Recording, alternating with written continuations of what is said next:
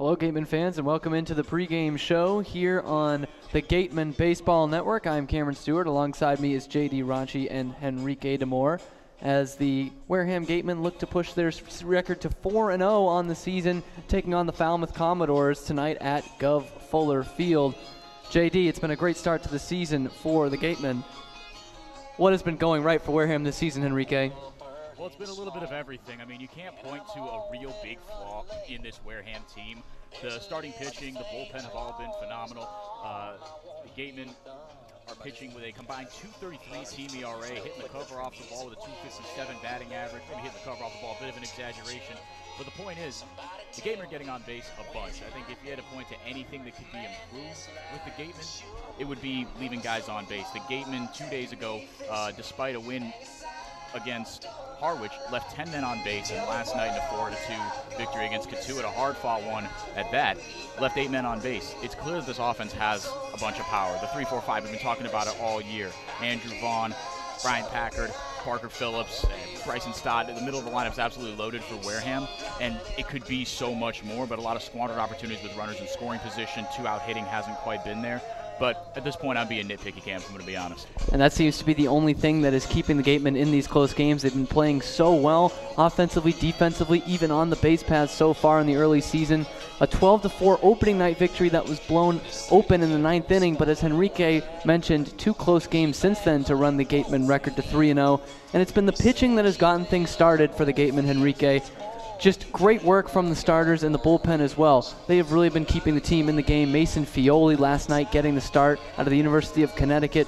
4 strong innings, no hits allowed, faced the minimum number of hitters through the innings. Only 12 batters faced, and then Connor Lund picked up right where he left off. 4 innings after that, just 1 run allowed on 3 hits. It's been just pitching, and some more pitching for the Gatemen on the defensive side, hasn't it? It really has been, and I think what's most impressive about Connor Lund, JD and I talked about it on the broadcast a little bit yesterday, but the guy's a closer. He's from the University of Southern California. As a closer, you don't go more than 1, maybe 2 innings on a long day, but he went 4 solid innings and registered 0 strikeouts at that. It was direct opposition to the style that Mason Fioli was pitching under, but the fact of the matter is he got the job done, let up just a few hits, 3 walks, maybe wasn't what he wanted to go with those 4 hits, but no strikeouts and only 1 earned run. You can't ask for much more than that out of a guy who's going to give you long relief. We'll see if that continues tonight. It's the home opener for the Commodores, who stand at 1-1 on the season, dropping a tough one to the Bourne Braves 5-2 last night. So that's where they stand. Gatemen at 3-0, Commodores at 1-1. Now we're going to toss it over to our host, J.D. Ranchi, here for more. Hey, thank you very much, Cam. And it should be an exciting one between 2 of the better teams in the CCBL this season. We talked about how the Gatemen have started 3-0, the only 3-0 team in all of the Cape Cod Baseball League. Meanwhile, Falmouth 1-1, but they won a big game in their first game of the season, 10-4, and then last night just a 5-2 loss against Bourne, a team that went to the finals of the CCBL last season. Certainly some talent on the roster for Falmouth. And tonight, let's look at the starting pitching matchup. For Falmouth, it'll be the big left-hander, and when I say big, I mean big. 6'9", 266 pounds, out of Oklahoma State University. It's the rising sophomore Mitchell Stone. Stone from Edmond, Oklahoma, and Deer Creek High School. Stone only pitched 2 games this season for the Cowboys. He went 4 1/3 inning, gave up 9 hits, 3 runs. All of them were earned, 3 walks and 6 strikeouts. That comes out to a 6.23 ERA, but really, he's so much better than that 6.23 ERA suggests. A 2017 Rawlings Perfect Game first-team All-American as a senior in high school, had a fantastic high school career at Deer Creek, and got recruited by some of the best programs in the country: Oklahoma, Wichita State, Louisville, and Vanderbilt. He'll be opposing the Gatemen tonight. And on the other side, it'll be another left-hander, lefty-lefty matchup today. Once again, as we saw last night, between Zane Collins and Mason Fioli. Today for the Gatemen, Justin Glover, the 6'1", 204-pound rising junior, the left-hander from Georgia this season for the Bulldogs. A 14.54 ERA, a little bit elevated, but again, much like the pitcher tonight for Falmouth, Mitchell Stone, Glover only pitched in 5 games, so those numbers a little bit elevated. There is certainly arm talent in Justin Glover. He had a rough start to the season, but didn't allow a run in his last 2 innings, his last 2 outings of the season for the Georgia Bulldogs. All right, guys, that's the starting pitching matchup. We'll send it back to you, Cam and Henrique, for a little bit more on last night's game, the win over Katuitt. Thanks, JD. It was one that the Gatemen had to sweat out a bit last night. Had their first, they were trailing for the first time all season, 1-0 in the 7th inning. Came back with 4 unanswered, and then held on for a 4-2 victory. Henrique, what impressed you for the Gatemen to come back from their first sign of adversity all year? I hate to sound like a broken record, but it really was the bullpen keeping them in that game, shutting them down, or shutting the Kettleers down late, even in the 9th inning as things got dicey. And the Gatemen had to use not 1, not 2, but 3 pitchers to get out of the inning: Stoudemire, Miller, and Kaiser. Things got a little hairy, but the fact of the matter is they got the job done. But the 3-4-5 was really what contributed in the end. Andrew Vaughn, Brian Packard, and Parker Phillips won a combined 4 for 9 with 3 runs scored and only 2 RBIs, but they managed to get on base a bunch as well. Andrew Vaughn raising his batting average to .462 on the year. And Austin Shenton contributing in a big way. The 1 for 3, his batting average at .455. But I think what's been most impressive is that no matter how ugly things seem to get for the rest of the lineup, it's so consistent with Vaughn, Packard, and Phillips at that 3-4-5. Phillips not in the starting lineup today, as we'll talk about more. But Stott in there, Bryson Stott, obviously a mainstay at UNLV, and he's an absolute stud. We've been talking about a little bit, maybe you can speak to this a little more, but the top of the lineup really hasn't been all there for Wareham. Oliver Dunn was back in the lineup yesterday. He did not have the best day. He went 0 for 5 with 3 strikeouts. Yeah, I think it's been pretty amazing. As you said, no real production from guys 1 and 2 in the lineup so far for the Gatemen, which is surprising because the guys at 3, 4, and 5 have just been so impressive. Big RBI machines during the college baseball season, and they have been able to echo that to start the season here, even without those guys getting on base in front of them. Henrique, how important do you think this is for a group of guys who are just coming together as a team, just meeting each other this week, literally, and are gelling together and are able to come back in a game like that? After the first 2 games, they didn't face any kind of adversity like that. I think it speaks to what was mentioned by, I forget exactly who it was we got a post-game interview with, but mentioned that even in a league like this, in the Cape League, that the goal isn't always winning. The goal isn't always to be competitive team to team. The goal is individual improvement a lot of the times in these summer leagues for these guys. It's getting noticed by scouts and such. But they said they want to win. That's the kind of atmosphere they have here. They're trying to be competitive, and there is a little pride for Wareham, not just pride individually for the school they're representing. So I think that is slightly different about this Wareham Gatemen team. You don't see in a lot of summer league teams. A lot of guys just starting to meet each other right now. It's going to be the second summer on the Cape for Justin Glover, tonight's starter for the Gatemen. We're going to send it down to our sideline reporter, Mary Orders, who got to talk to him before the game. Thanks, JD. I'm here with head coach Don Sena. Now, Don, what impressed you the most last night? Well, the pitching did a great job. That's a very good hitting club. And to stymie him like we did, we had to use a lot of pitchers to make that happen. But our 2 first pitchers that threw for us just did a great job with that, keeping them off balance and keeping us in the ballgame. Speaking of that, what was the strategy behind using 3 pitchers to get that last out? Well, we're just playing percentages. You know, we couldn't afford to get anything going with that. So, you know, we can go with our pin right now. We can afford to go left against left and right against right. So that's one of the luxuries to have at this time. We have enough pitching to be able to do that. So it's sort of fun just to bring in and have them throw into a spot like they did last night. Definitely, and you guys have scored some crucial runs the past 2 nights on heads-up base running. Is that something you guys work on in practice? Well, we talk a lot about it. They all have those instincts. They just need to be reminded about that. You know, a couple nights ago, it was terrible, and if we have to go back to teaching them those instincts at this time in their career, that's going to be a problem. So it's just a reminder, again, of staying tuned in, knowing where your outfielders are prior to the pitch, and then just relying on your instincts. And, of course, your base coaches can help you, too, a little bit. But mainly it's your instincts. Mm-hmm. Definitely. And tonight's starter, Justin Glover, had a great season for you guys last year. He had a bit of a rough time at Georgia this past season. What have you guys been working on with him? Well, he's only been here a short time, so we'll see. He didn't get to pitch much for Georgia. They got a fine staff, and he was sort of buried and didn't get a lot of opportunities. So we're hoping we can get that magic back that he had last year for us and that confidence with that. So I'm sure he'll be a little nervous. He hasn't been out on that mound in a game situation in a long time. So this will be a little fun to see what he can do. Great. And lastly, a change of topic, but what's one of your favorite things about coaching on the Cape?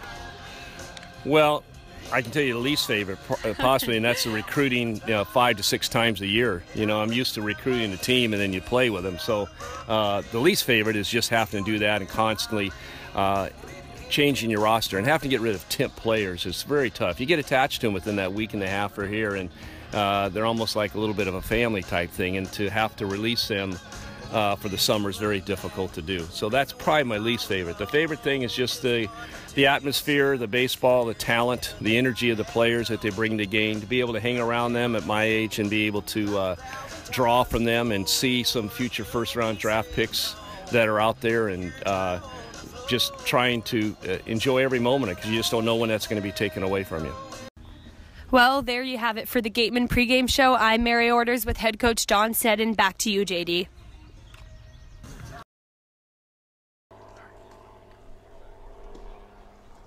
Thank you, Mary. You heard from Coach Don Sneddon there and his thoughts about tonight's game and this Wareham Gatemen team. We're going to throw it to break right now. After these commercial messages, you will hear from JD Rachi on tonight's lineups. The Gatemen would like to thank Wareham Country Market for helping to feed the Gatemen players and staff after games. They are located about a quarter of a mile from the field on Route 6, offering a convenience store, a Dunkin' Donuts, and a deli. The Mezzaluna restaurant is a third-generation family-run Italian restaurant celebrating 80 years in business. Located on Main Street in Buzzards Bay at the foot of the Bourne Bridge, Mezzaluna specializes in Italian cuisine, seafood, steaks, and chops, and offers fresh nightly specials, a lunch menu that's the best deal in town, and serving Cape Cod's famous prime rib every Wednesday and Saturday. Enjoy outside dining in the summer months and a full bar and lounge area year-round. Book your private function in one of our many function rooms. Although reservations are not required, they are always recommended. Come enjoy the feast at Mezzaluna, the Italian family restaurant. For a nostalgic Cape Cod vacation experience, head to Bay Motor Inn, where guests are treated like family. Located in the heart of Buzzards Bay Village, this 1950-style cottage colony still provides you with up-to-date amenities. The Gatemen thank the Bay Motor Inn for their support. Head on over to BB's Bar and Grill for food, drinks, and fun. Located just off Cranberry Highway, come in to sample the scrumptious fare or relax with a drink while enjoying live entertainment. The Gatemen thank BB's Bar and Grill for their support. Cape Cod Healthcare is the leading provider of healthcare services for residents and visitors of Cape Cod, with 2 acute care hospitals and more than 450 physicians. For more information, please visit capecodhealth.org. Cape Cod Healthcare, expert physicians, quality hospitals, superior care. One of the Gatemen's favorite places for their post-game meals is Cool Cone, where you can get anything from fried clams and fried chicken to an ice cream sundae, and then top it all off with a round of mini golf. Cool Cone, located on Route 6 on the Wareham-Marion line. At E.L. Morse Lumber, commitment to the customer shines through in every aspect of their daily operations, including their competitive prices, complete product selection, and superior customer care. Visit E.L. Morse Lumber, located on Cranberry Highway in Wareham, for service with a personal touch. The Gateway Tavern, located on Marion Road in Wareham, offers an extensive but not exhaustive array of menu choices. They search for the finest in foods, ranging from garden fresh produce to hand-selected seafood, and have special menus that change daily. The Gateway Tavern is proud to be the official helmet of the Wareham Gatemen. We ask that you please rise if able, and please remove your hats for the singing of our national anthem. The Bay Point Golf Club offers a unique collection of... We're going to take a quick break for the national anthem. Reading, swimming, and spending time with friends and family. U.S. Coast Guard for 18 years and is now stationed at Air Station Cape Cod.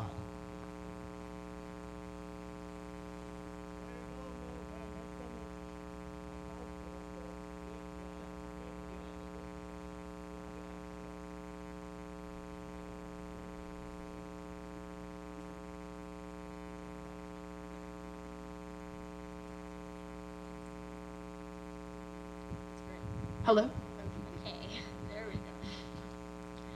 Oh, say, can you see by the dawn's early light what so proudly we hailed at the twilight's last gleaming, whose broad stripes and bright stars through the perilous fight o'er the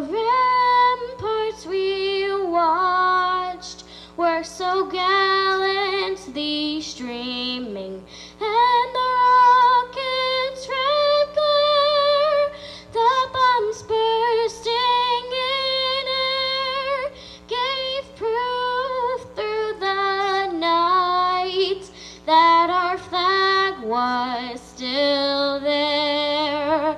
Oh, say does that star-spangled banner yet wave o'er the land of the free and the home of the brave? Thank you, Harley. Welcome back to the Gatemen Pregame Show. I'm your host, J.D. Rachi, getting you ready for the 4th game of the season as the Gatemen try to move to 4-0 as they take on the Falmouth Commodores at Gov Fuller Field. Here are the starting lineups first for the Commodores. Leading it off and playing center field from Kansas State, it's Will Brennan. At second base and batting second and playing second base from Louisiana Lafayette, Hayden Cantrell. At shortstop from Clemson and batting third, number 16, Logan Davidson, making his Cape Cod League debut today. Out of the 4-hole, the third baseman from Arizona, number 26, Cameron Cannon. At first base from Murray State, Davis Sims is batting out of the 5-hole for the Commodores. From Texas A&M, out of the 6-hole, Logan Foster, the left fielder. Batting 7th from Western Illinois, it's C.J. Schaefer, the catcher. From Holy Cross and batting 8th, Austin Maisel, the designated hitter. And Terrence Norman, batting in the 9-hole tonight. He's from Kennesaw State, and he'll play right field. Now for your Wareham Gatemen, the starting lineup. We get things going with Isaac Collins, the switch-hitting second baseman from Creighton. Scored the game-winning run against Harwich a couple of nights ago. He'll play second base. Skylar Hunter from Purdue bats next. He'll play center field. Andrew Vaughn, the ever-dangerous Andrew Vaughn, 6 for 13, 2 doubles and a home run this season from California, is the 3-hole hitter, and he'll play first base. Bryant Packard will clean it up for the game, and he'll play left field from ECU. Drew Millis, the designated hitter from Missouri State, switch-hitting catcher. Normally, he's the designated hitter tonight. He will bat 5th. Out of the 6th hole, it's the shortstop, UNLV and Team USA member Bryson Stott. He'll play shortstop. Luke Roscom, the catcher from Nebraska, bats 7th. He'll play catcher from Nebraska. Austin Shenton, the third baseman from FIU, bats 8th. And Dominic Clementi, the right fielder from Michigan, bats 9th. 1 through 9 for your Wareham Gatemen. Isaac Collins at second, Skylar Hunter in center field, Andrew Vaughn at first base, Bryant Packard in left, Drew Millis, the DH, Bryson Stott, the shortstop, Luke Roscom playing catcher, Austin Shenton at third, and Dominic Clementi in right field. Gatemen trying to move to 4-0 on the season. They'll have to do it against the big left-hander Mitchell Stone from Oklahoma State. He's getting ready, throwing his final warm-up tosses. And for the play-by-play, I'm going to send it over just a couple of feet to my right with Cameron Stewart. Thank you, JD. Just about set to go here from Gov Fuller Field. Wareham Gatemen and Falmouth Commodores here. Cape Cod League baseball action on the Gatemen Baseball Network. Hello, everyone. I'm Cameron Stewart. Alongside me, Henrique DeMore for your color commentary tonight. Mitchell Stone has led the Commodores onto the field. Isaac Collins stepping in to lead things off for the Gatemen tonight. He did not get the start last night, but will play at second for the Gatemen. For Stone, the big left-hander out of Oklahoma State, standing at 6'9", injury-riddled season for the Cowboys. Made just 2 starts for them. The first pitch is going to miss there for a ball. 1-0 to Isaac Collins. We saw Isaac Collins, kind of like you were mentioning, Cam. Did not get the start in yesterday's ball game, but in the game against Harwich, as that one misses upstairs, in the game against Harwich, he did go 0 for 4, but managed to walk his way onto the base paths in the 9th inning, and how crucial it ended up being. He was moved over to third on a double by Andrew Vaughn, and then scored that game-winning run, as JD mentioned in our pregame show. Going to take this pitch upstairs. So nice hitter's count for Isaac Collins. The count now runs to 3-0 to the Wareham second baseman.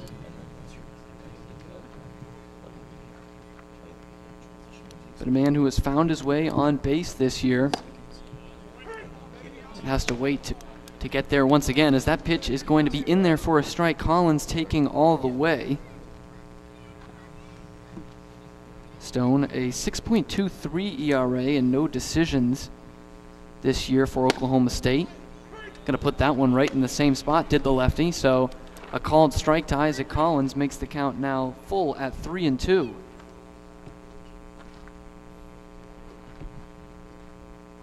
Collins looking to get on Skylar Hunter on deck behind him. This pitch going to run up and away for ball 4. So after working it to a full count after being up 3-0, or down 3-0, excuse me, Stone is going to walk Isaac Collins, and the first batter the Gatemen send up to the plate today is going to reach base. Almost a best case scenario here for Isaac Collins. Started running up the pitch count on Stone. That was not an ideal at bat, and Isaac Collins on first without swinging the bat. We'll see if the Gatemen can get something going on the bases. Collins no slouch on the base pass. Skylar Hunter going to take a big swing and a miss. Switch hitter batting right-handed tonight against the lefty Stone. Now behind in the count 0-1. 333 on the regular year for him at Purdue. Just one homer, but 38 RBI to his name. Stone looking over to first, now comes home with a 1-0, showing bunt is Hunter, but pulls it back on a pitch upstairs to even the count at a ball and a strike. Stone, as we mentioned, just 4 1/3 innings pitched on the year. Did have 6 strikeouts in that span. Runner goes, Collins with not a great jump, and he is going to be gunned down at second base. So the leadoff man gets on for the Gatemen, but he is immediately thrown out trying to steal second. Now 1 down and no one on for Hunter. I think you got to look at 2 things there. C.J. Schaefer, fantastic jump, or I should say fantastic pop time there behind the plate. Like you said, Isaac Collins didn't get a fantastic jump, but Davidson out there, Will Davidson, the shortstop, as that one's fouled off. Excuse me, lost my train of thought. Logan Davidson, my apologies. A really nice, nifty pick. They always say, you know, long hop or no hop if you're trying to get a ball from the dirt, but he made a fantastic play and was able to tag out Collins. Hunter's going to bounce this one foul out past first base, so he stays in there with a full count of 2-2. It's something we've been talking about the last few days, Henrique, seeing if the Gatemen will try to steal some bases. They've been aggressive on the base paths without trying to steal too many so far this year, and it doesn't work out for them early in this one. Let's pitch up and away to Hunter. Now the count full at 3-2.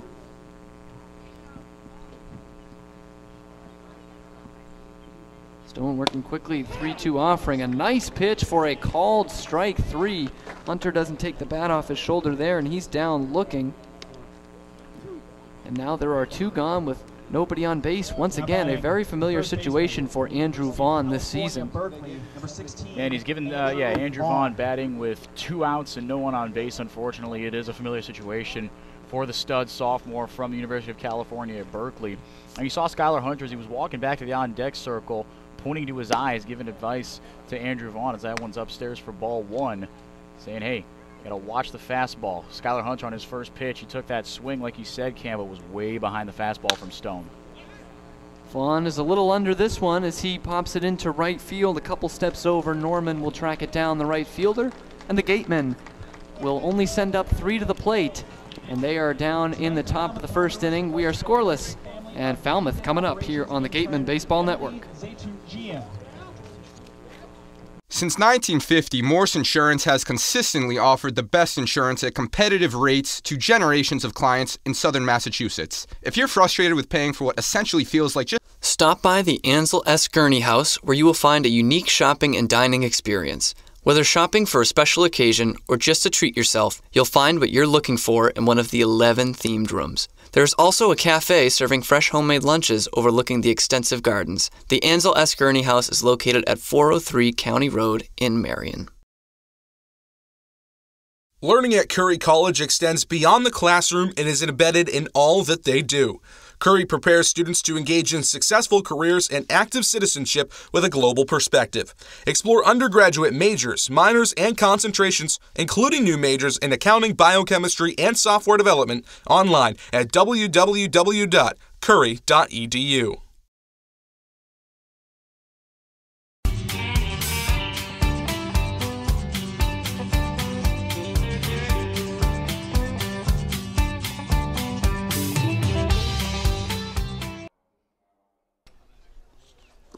Back here at Gov Fuller Field for the bottom of the first inning. Commodores going to get their first cuts tonight. They're looking at the left-hander Justin Glover from the University of Georgia on his second season for the Gatemen.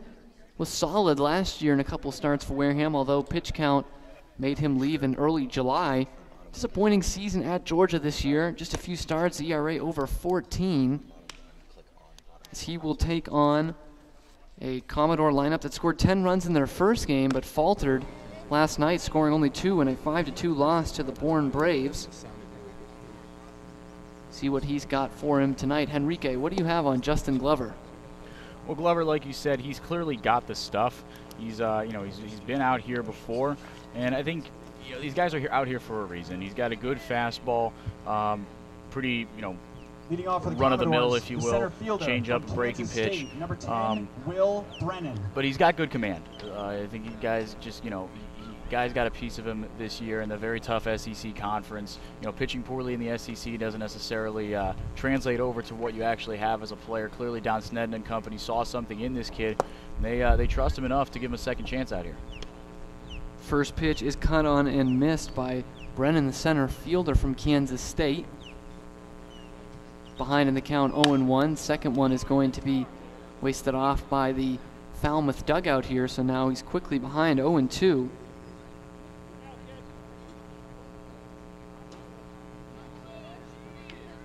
For Brennan was a freshman All-American and second team All-Big 12 in 2017 for the Wildcats. He's going to knock this one foul down the right field line just past Andrew Vaughn for strike 2. He's still behind in that count. No balls and 2 strikes. Yeah, Will Brennan, like you said, no slouch. All Big 12 first team, collegiate baseball freshman, All-American. Reaches out to get this one. It's a long-range play for Collins, moving to his right. Throw on is picked out by Vaughn, but it is too late. And the speedy Will Brennan losing his helmet there and getting down to first base with a single to start things for the Commodores. Nothing you can do there. He hit one up the middle. Isaac Collins did as well as he could on that one. Now Maybe could have backhanded it, tried to get a little more, a little bit of a niftier play, but I think that is a safe play by Collins. Rightfully scored an infield single. Right-hander Hayden Cantrell from the University of Louisiana Lafayette will step up with a man on first and nobody out in the Falmouth half of the first inning. Glover fakes over to first. Diving back in there is Brennan. Commodores wearing the red Friday Night Cape Cod League jerseys with the camo hats, as this one is taken inside for a called strike. 0-1 now the count to Cantrell. Gatemen in their road blues with the W on the breast and the red numbers on the back, gray pants.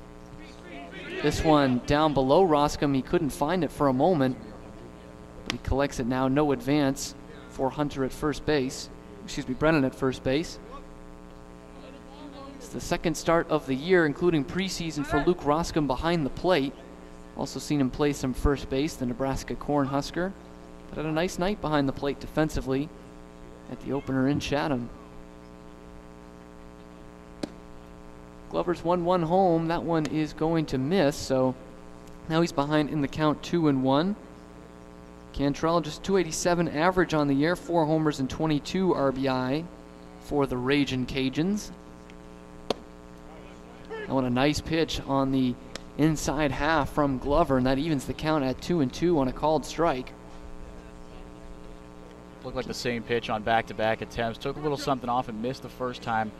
Hit his right location the second time. Luke Roscom with a nod of approval. Set up low and inside, got exactly that. Glover looks over to first, now comes home with the 2-2. Pitch going to miss down low and away. No offer there from Cantrell, so the count is now full. 3 balls and 2 strikes.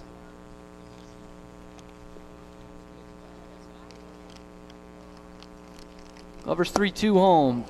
Low and inside, laying off it is Cantrell, and he will go down to first base, seeing ball 4. So the first 2 men have reached base tonight for the Commodores.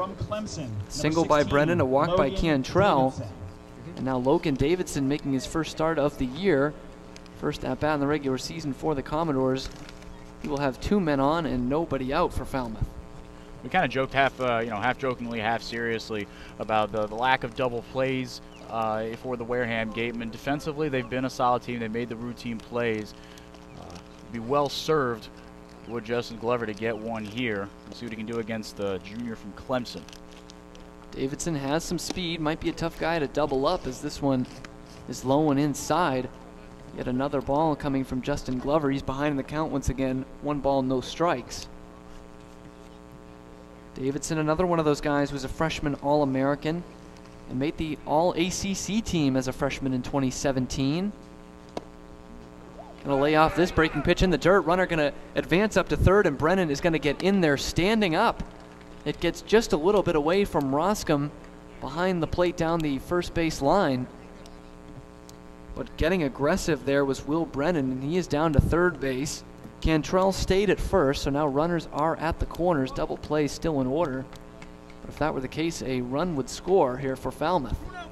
Will Brennan had 19 stolen bases in 54 games this past year at Kansas State. Davidson sees one down low, but he's going to foul it off behind home plate. First strike on him, 2-1 is now the count. Davidson, another guy with some speed, led every Clemson Tiger this year with 10 stolen bases. A lot of speed in the top of this Commodores lineup. They're doing a good job of getting on base. He's going to knock this one right off the leg of Glover, and Vaughn's going to have to pick it up, and because of that, no one is covering first base. Davidson will get there, but more importantly, a run going to score. Brennan trots home for Falmouth, and the Commodores have a 1-0 lead in the first, and it looks like the infielders are going to check on their left-hander Justin Glover. Training staff out for the Gatemen. That was an absolute rocket right back at him. Looked like it might have got him in the shin or the calf.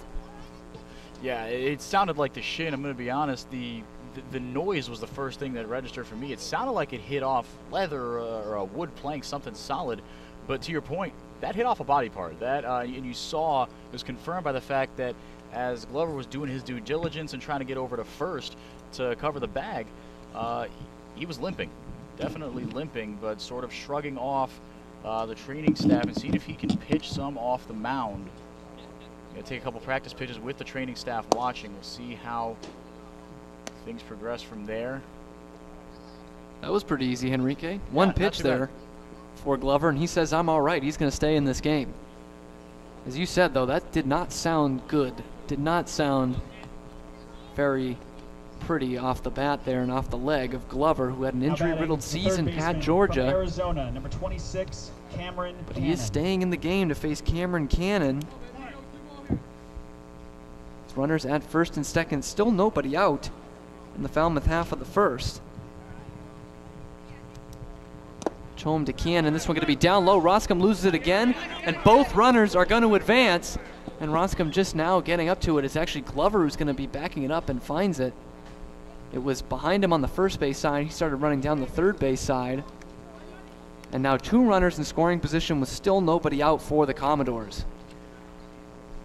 Gatemen here just got to take a step back, take a deep breath. Last thing you want is to give the Commodores an early lead, throw up a crooked number in the first inning, be playing from behind all game. The largest lead that the Gatemen have tried to make up has been just 1 run, Cam, as we mentioned in the pregame.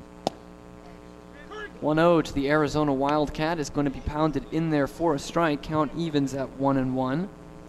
All kinds of Arizona ties for Cameron Cannon. Not only does he play at the University of Arizona, also from Glendale, and was selected by his hometown Arizona Diamondbacks in the 21st round in 2016 before deciding to play for the Wildcats. This one going to bounce up the third base line. Shenton's only play is to first, and it's dug out nicely there by Vaughn for the out. But another run going to come in, and now 2-0 Falmouth still here in the first inning with a runner on third and just 1 out. Now batting. Also has a very nice dig by Vaughn. Shenton made the right play.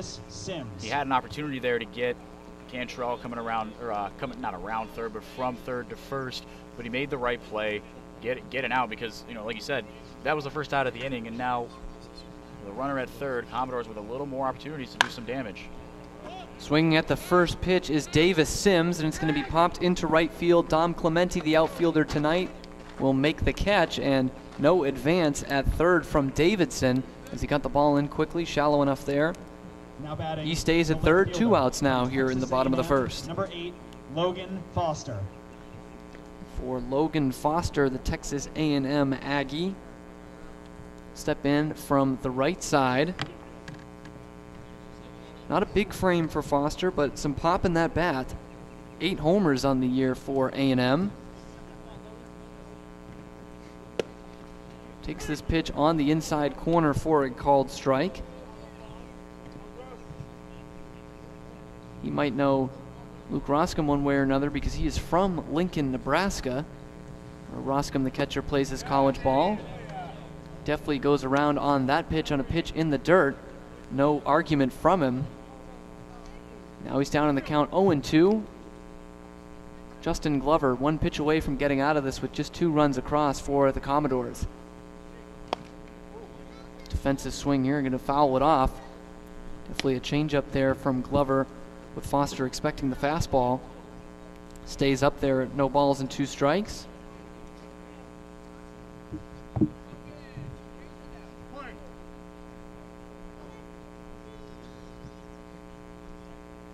Glover looking into the chest, now home.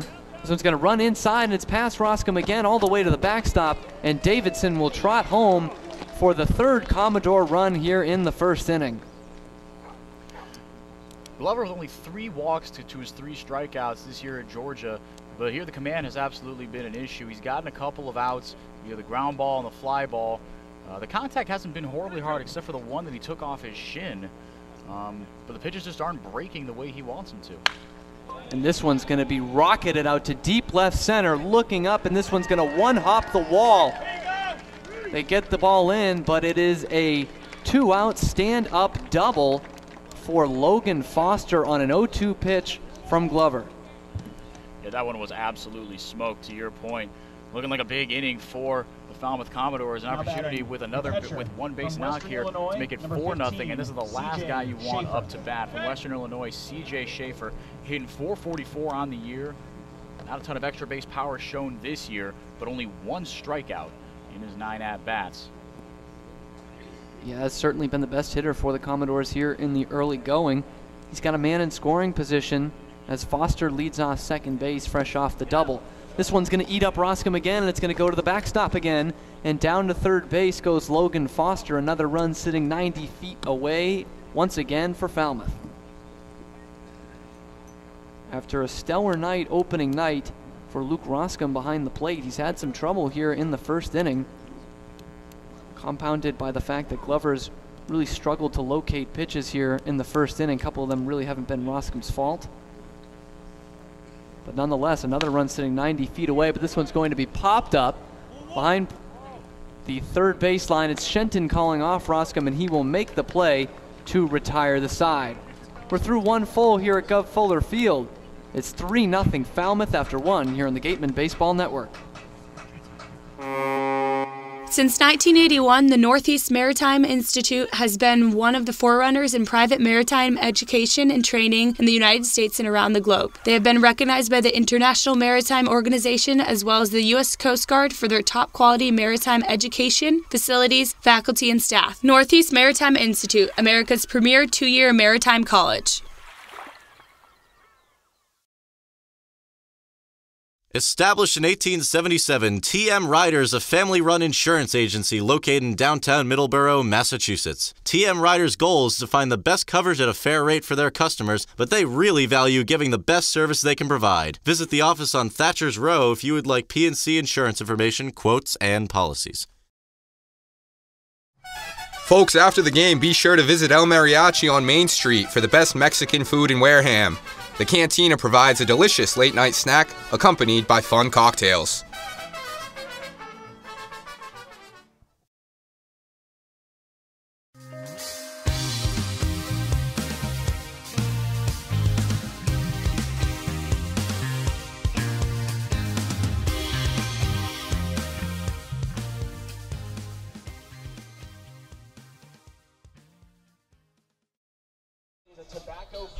Just about ready to go here in the second inning from Gov Fuller Field. It's the Commodores putting up 3 in the top half, or excuse me, the bottom half of the first, take a 3-0 lead out on the Gatemen.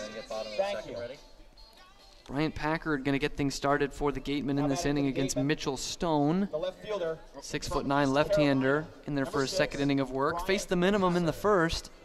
After walking Isaac Collins, he was thrown out trying to steal second. And then a looking strikeout and a flyout from Andrew Vaughn wrap things up in the first inning. This one runs in on Packard, but a check swing. It's a foul ball down by the Gatemen dugout. And he is behind in the count, no balls and a strike. Packard was the hero just 2 nights ago in the home opener against Harwich.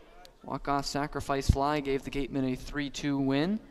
Takes that pitch up high, count evens at a ball and a strike. Packard a .406 average on the year for East Carolina. He's going to waste this pitch foul off to the left and well out of play. Behind in the count now 1-2. Not doing much worse this year for the Gatemen as well. 444 clip on the year coming into today. Team leader with 5 home runs as well as 4 walks. Going to take that one inside for a ball. Count evens at 2-2. Definitely one of those Gatemen we've talked about ad nauseum in terms of having a great eye at the plate, some great plate discipline.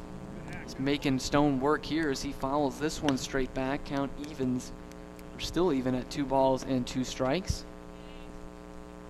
As you mentioned, a couple more walks drawn last night for Packard.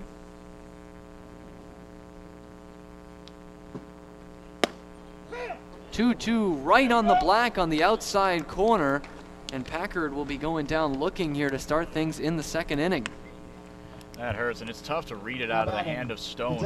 Whenever it pops into the glove of CJ Schaefer, I mean, you can tell that Stone, he's doing a great job of using all 6'9" of that frame to throw it as hard as he can, push off the mound, and throw almost like an iron Mike off the bump today for Falmouth. It's going to be Andrew Millis stepping in now for the Gatemen. First pitch he sees runs outside for ball 1. Gets the start at designated hitter tonight. It's the night off for Parker Phillips, the red-hot DH from Austin P. This one took a little something off it, but it is in there for a called strike to Millis, who was no slouch himself from Missouri State. 321 on the year, 7 homers and 61 RBI for a team that made it to the regionals. This one going to miss outside once again and high. So Millis now ahead of the count 2-1. Stepping in from the right side here. 2-1 home to him on the inside corner. Called strike to even things now at 2-2 to the junior from Swansea, Illinois. Stone already set to go and was waiting there set with the glove by his mouth for about 5 seconds before Mills even stepped back into the box. Stone looks really composed and in control today. Wanted that call. It's just a bit high though, so it'll run the count full at 3-2. And once again, as Enrique mentioned, as soon as he's done, he's ready to go with the next pitch, a la Chris Sale we see a lot for the Red Sox. This one going to run inside, and Millis will be the second base runner of the day for the Gatemen in just an inning and a third, both reaching on walks. Now batting. Now we'll see what Bryson Stott can do. Sophomore from UNLV. Comes on with the man on first and just 1 out here in the Gatemen second. Trailing 3-0 here at Falmouth to the Commodores.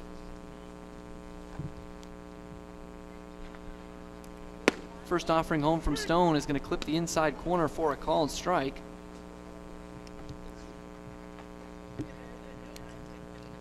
It's these Commodores that the Gatemen knocked off last year in the first round of the playoffs. A 4 seed versus a 1 seed in the 4-seeded Gatemen swept the Commodores out of the playoffs. This one just missing off the outside corner. Stone wanted that pitch. Looked pretty good from where we sit, but that's going to even the count at 1-1. Stott in his 3 appearances this year for the Gatemen. 3 hits for a .273 batting average. A pair of RBIs, pair of walks. That one misses low as well to run the count to 2-1. So Stott in the hitter's count here. 2 balls and a strike. And it is Andrew Millis, not known for speed on the base paths, being held on at first. They will throw over there anyway. No tag need applied from Sims.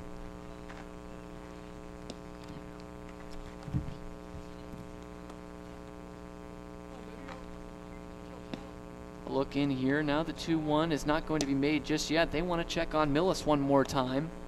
And he dives back in there safely. It was 3 runs on 3 hits for the Commodores in their half of the first inning against Justin Glover. 2-1 home is going to be pounded in there for a called strike 2. That evens the count at 2 balls and 2 strikes.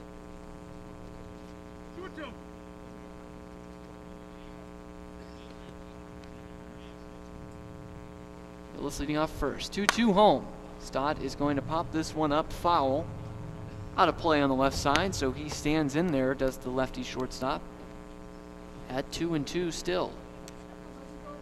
Very, very defensive swing there from Stott. He's trying to put a bat on the ball. Didn't like that high stuff from Stone. Going to try to get another one here.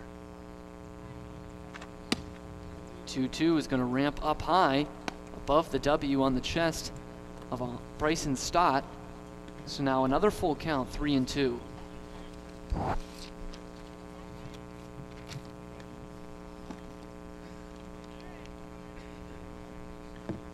Stone started towards the plate, now throws over to first. Back in there standing is Millis. Stone threw an inning and a third, has already thrown 33 pitches. Here comes 34. 34th one's going to be spoiled off the light tower, off to the left and out of play. So the count stays full.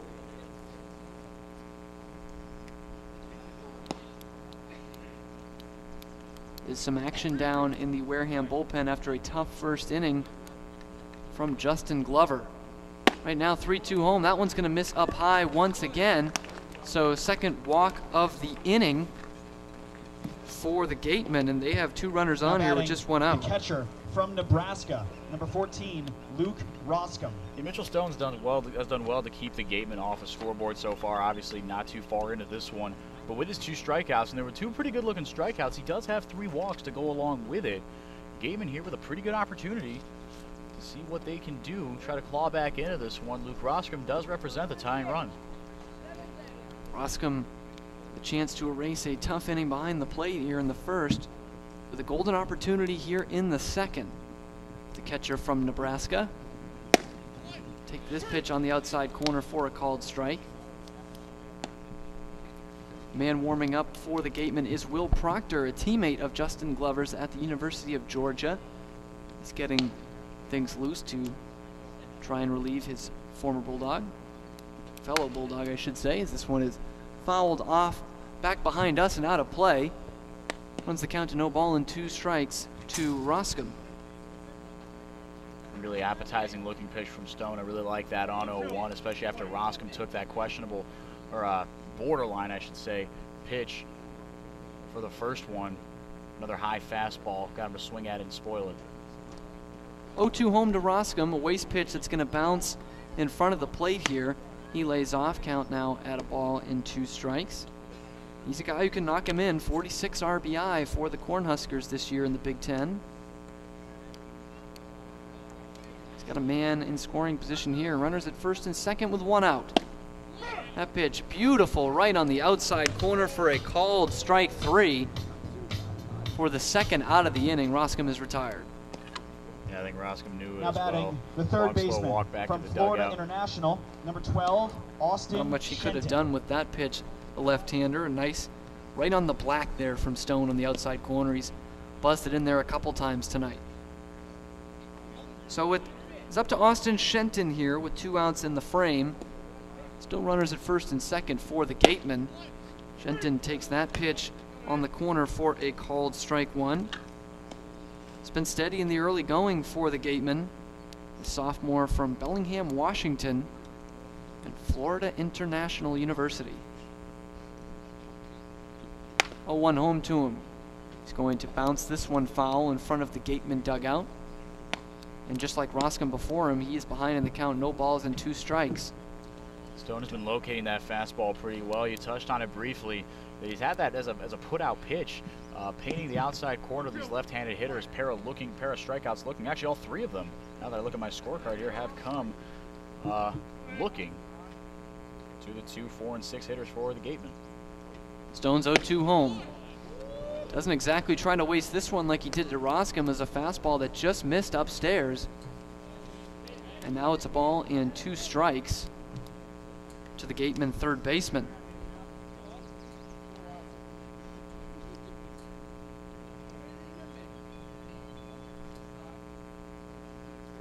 Stone looks in, the 1-2 home.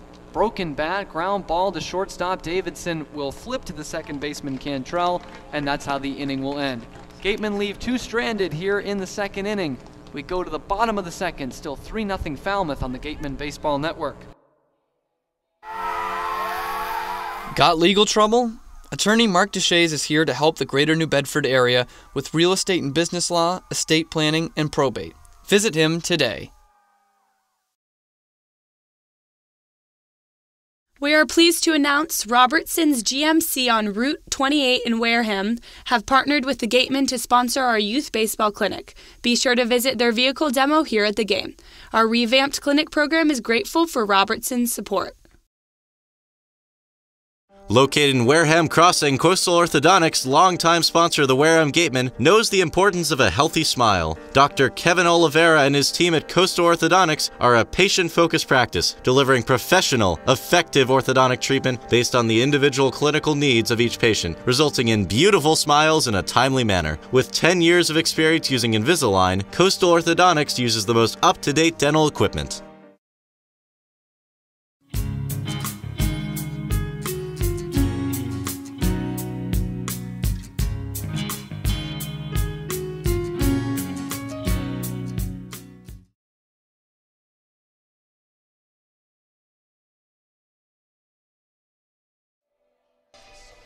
The bottom of the second we go. It's still Justin Glover, the left-hander out there. Gave up 3 runs on 3 hits to the Commodores in the first inning. It's Austin Maisel who will lead things off. The left-hander from Holy Cross. Get things started for the Commodores in the second. Designated hitter tonight and batting 8th. This pitch missing down low and away. Roscom digs it out. 4-1. Then Massell going to foul this one off to the right. Evens the count at a ball and a strike. Sophomore local kid from Stoneham, Mass. Same hometown as former silver medalist Nancy Kerrigan. Just 1 for 9 on the year. Does have an RBI though. And he's going to fist this one out towards center field, but Hunter will move over and make the catch for out number 1. Lazy in, lazy out. Good to see Glover able to get the weak contact. He's left a couple up, he's missed a couple locations that have led to some hard contact. We saw obviously Luke Roscom struggle behind the plate with some balls in the dirt. Again, you can put that on either Glover or Roscom. Command needs to be a little bit better, given that Glover doesn't have the typical fireball stuff like we see out of the hand of Stone. If you're throwing it as hard as Stone is, you can be a little more lenient with your location. I mean, Andrew Vaughn is the only one that got any sort of hard contact off anything off Stone. Norman going to foul this pitch off. Count is even at a ball and a strike. Good for the Gatemen to see Glover get that first man out, as the first 3 reached base for the Commodores in the first. And then when that first out was recorded, a run came across on a 5-3 put out. So a better start to the second than to the first for Justin Glover. And to your point, Cam, the Commodores have done a great job of manufacturing runs. All 3 of those guys came around to score in that first. 2-1 pitch is going to be bounced to Vaughn. He will backhand it and call off Glover, bring it to himself. 3 unassisted on the putout, and there's 2 up, 2 down for the Commodores in the second. Love to see it. That's now 3 straight retired now by Glover. The center fielder from getting Kansas weak State, contact. Seems like he's 10, locating the fastball and the changeup a little better. Getting guys to swing, break the hands a little early. And, swing over the top of some pitches here. Now we'll see if Will Brennan, who singled off him last time, has him a little more figured out. Starts off a nice pitch from Glover on the outside corner for a called strike. to the center fielder tonight. But he's going to rocket this one into left field, and it holds up there for Packard to haul it in.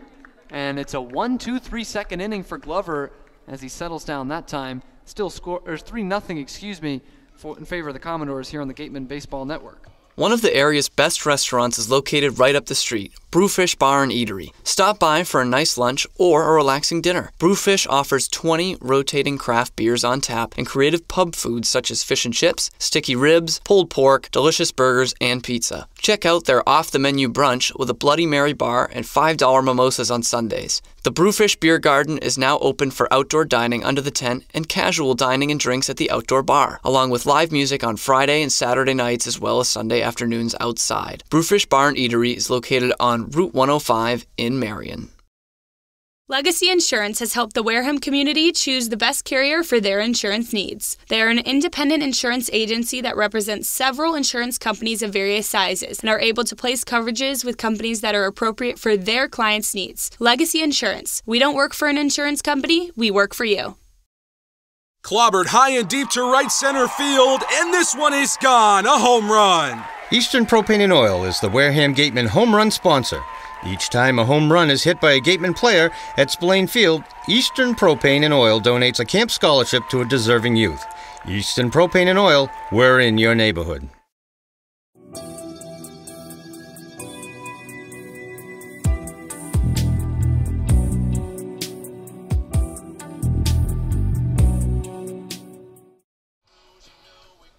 Third inning here from Gov Fuller Field here on the Gatemen Baseball Network. Alongside me is Enrique DeMore. I'm Cameron Stewart, bringing you the fourth game of the season for the Wareham Gatemen. Standing in at 3-0, they're trailing 3-0 here to the Falmouth Commodores. Michigan's Dom Clemente will lead things off against Mitchell Stone of Oklahoma State. First pitch going to ride up chest high for a ball, 1-0. Clemente standing in, lefty on lefty matchup to start things in the third as he rockets this one off foul, out of play, off to the left.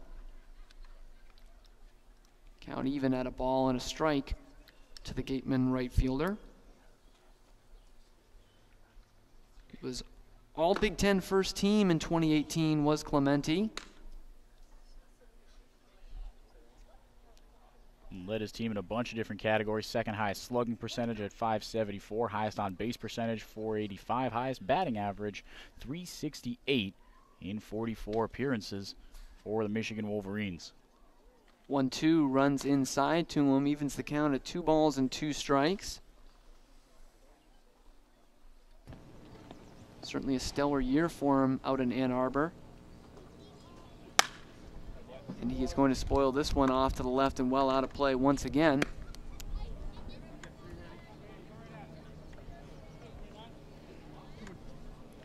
Clemente doing well to run up that pitch count for Stone here. Soft as a Grape is a proud sponsor of the Wareham Gatemen. Soft. And the 46th runs up high. So Clemente still standing up there, full count now. And the full count offering is going to be fouled to the fence right in front of us here. No glass panels falling tonight like at Spillane Field last night. Which is big. It's certainly better peace of mind for us. Count full of 3-2. Stone, glove to his face, now comes home with it. This is going to be bounced on the ground to second. Cantrell, easy play for him. And the leadoff man is retired to start things here in the third inning, 4-3 on the putout. I'm excited to see what the Wareham Gatemen potentially do the second time around here against Stone. Stone has thrown, like we said, 50 pitches right about. So Collins going to get his second look. He walked his last time up with gunned down stealing, as we mentioned, by Schaefer behind the plate. But I'd like to see what Collins can do. Switch hitter batting from the right side. The fastball comes in hard out of the hand of Stone. He's been locating it well, but later in the game, if his location starts to slip, the fastball that comes in hard is going to come out even harder. We've seen only really Andrew Vaughn, like I mentioned, really get a piece of one. But the Gatemen offense is not something to be trifled with, as we've seen. Collins going to take that first pitch on the outside corner for a called strike. Walked his first time up to the plate to start things off. Takes that pitch outside. Evens the count at a ball and a strike. He is one of those on-base machines for the Gatemen, a 381 clip OBP during the regular season for Creighton. He's going to have to get defensive here as that pitch is fouled straight back. Count now goes to 1-2 on the Wareham second baseman. Batting average wise, his numbers actually dropped about 20 points from his freshman to his sophomore year, but still a really standout player out there in Nebraska for the Creighton Blue Jays. This pitch going to miss just off the plate there to Collins. So now the count even at 2 balls and 2 strikes.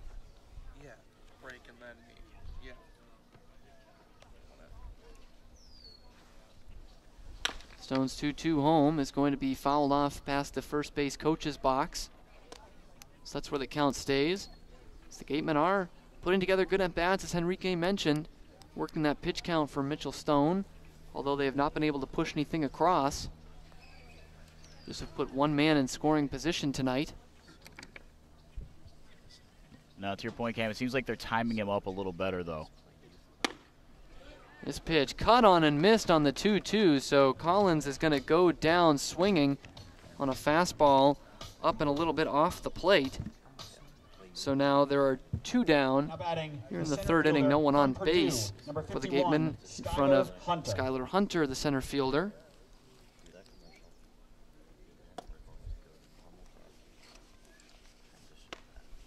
Takes this one off for a ball, ball 1.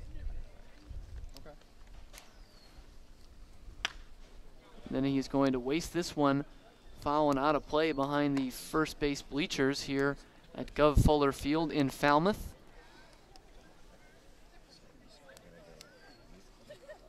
1-1 home to him. Sounded like a broken bat, and it's going to be grounded to second. Charging is the big, tall shortstop Logan Davidson, and will go on to first for out number 3. We're through 2.5 here at Gov Fuller Field. 3-0 Commodores here on the Gatemen Baseball Network. And we'll have J.D. Rachi for you after the break. Make sure you sign your child up today for the Gatemen Robertson's GMC Youth Clinics. This year we have 5 one-week sessions for children 5 to 14. We also have 2 special sessions for hitting and pitching open to teens. Registration is available online at gatemen.org or through forms available at the merchandise booth.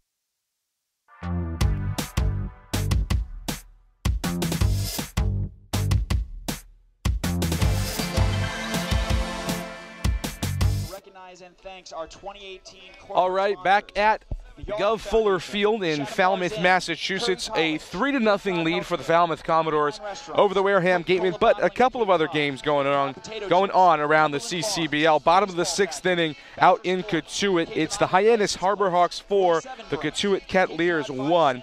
Today the big bopper for the Harbor Hawks has been Trevor Hover, the right fielder from Arizona State. He's went 2 for 3 with 2 RBIs thus far for Hyannis. Again, they lead at 4-1 in the bottom of the 6th. Another game going on, bottom of the 3rd inning. The Bourne Braves, the divisional rivals and big-time rivals of the Wareham Gatemen, a 3-0 lead over the Orleans Firebirds. And then the only other game going on right now, bottom of the 1st inning, Harwich and the Yarmouth Dennis Red Sox are tied 0-0, still a scoreless tie as that one gets going from Harwich, Massachusetts. Another game getting set to start around 7 o'clock. It's the Brewster Whitecaps and the Chatham Anglers from Veterans Field. That's what's going on around the Cape Cod Baseball League. Now back for the play-by-play, Cameron Stewart. Thanks, JD. Ready to go here in the bottom of the 3rd after you get your finger on the pulse of the Cape Cod League tonight. It's Hayden Cantrell to lead things off for the Commodores. Takes that first pitch outside for ball 1 from Justin Glover, who was out here for his 3rd inning of relief. It was action in the Gatemen bullpen in the top half of the 2nd. But after a 1-2-3 inning, he's back out there, and he's got the first man out here in the 3rd as well. A bouncer to short, Stott to first to get Cantrell. Now that's 5 straight retired for Justin Glover. Now batting the shortstop. Cantrell, before we move on from him, wanted to bring up some, but on a 1-pitch, 1 out affair, didn't get a chance to. He's been the most efficient player as far as taking advantage of opportunities with runners in scoring position. Just 6 at-bats, 2 hits all year for this guy in his 2 appearances. Team leading 4 RBIs for Cantrell, so he's dangerous with men in scoring position. Now it's the shortstop Logan Davidson. Made a nifty play to end the last half inning. takes that first pitch outside for a ball. Davidson, the sophomore from Charlotte, North Carolina. And the Clemson Tigers, he takes this pitch in there for a called strike. Count evens at 1-1. His dad, Mark, also started at Clemson back in 1982 before playing 6 years in the major leagues for the Astros and the Twins, as his son Logan will line this over the head of Brian Stott into left field for a solid base hit. So now with one out, the Commodores have a man aboard, the second single of the day for Logan Davidson. The third baseman from Arizona. Davidson in his first 2 at-bats in the Cape League has made good on him coming out of Clemson, like you said. Cam, tough ACC conference. Batted .292 in 59 games for the Clemson Tigers. He's got a pair of singles here and a run scored to his name. Now it's Cameron Cannon who will step up from the right side, the Arizona Wildcat. And take the pitch in there for a strike from Justin Glover. Left-hander pitcher who's now ahead of the count, no balls and a strike. Cannon bounced out to third, and Austin Shenton his last time up in the first inning, but that was good enough to bring the first Falmouth run home. And he's going to dribble this one up the middle. Stott on to second for one, and on to first for a double play. That's the first double play turned on the year for the Gatemen, and that double play is brought to you by TM Ryder Insurance Agency. Package your home and auto insurance for the perfect double play. TM Ryder, steering and securing your course for insurance since 1877. That's how the inning will end here in Falmouth. We go to a break here on the Gatemen Baseball Network. Soft as a Grape is a proud sponsor of the Wareham Gatemen. Soft as a Grape has 10 retail locations on Cape Cod, so even when you're cheering on your Gatemen at any away games, stop into a Soft as a Grape store for the best Cape Cod products. Stores located in Falmouth, Mashpee, Woods Hole, Hyannis, Chatham, Provincetown, Edgartown, Oak Bluffs, and Vineyard Haven. From beach day to every day, Soft as a Grape has you covered. Since 1978, Lang, Exafaris & Bullard has provided comprehensive legal services to families and companies in the greater New Bedford area. The Wareham Gatemen thank Reed Custom Soils for your support. Reed Custom Soils is New England's most experienced precision soil blenders and is trusted by over 300 golf courses throughout New England.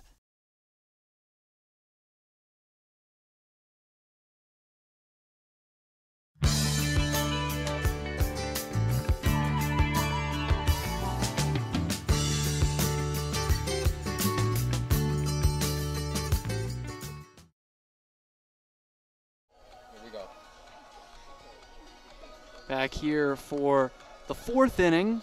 Gatemen trailing 3-0 here in Falmouth to the Commodores. And Andrew Vaughn will get things started for the Gatemen in their half of the fourth inning. Gave it a ride his first time up, but it was just a regular fly out to right field.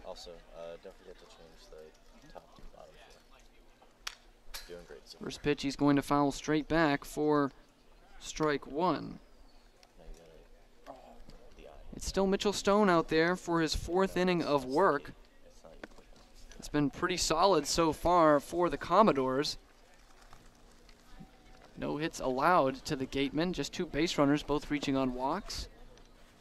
This pitch going to miss outside to Andrew Vaughn. So now the count evens at a ball and a strike.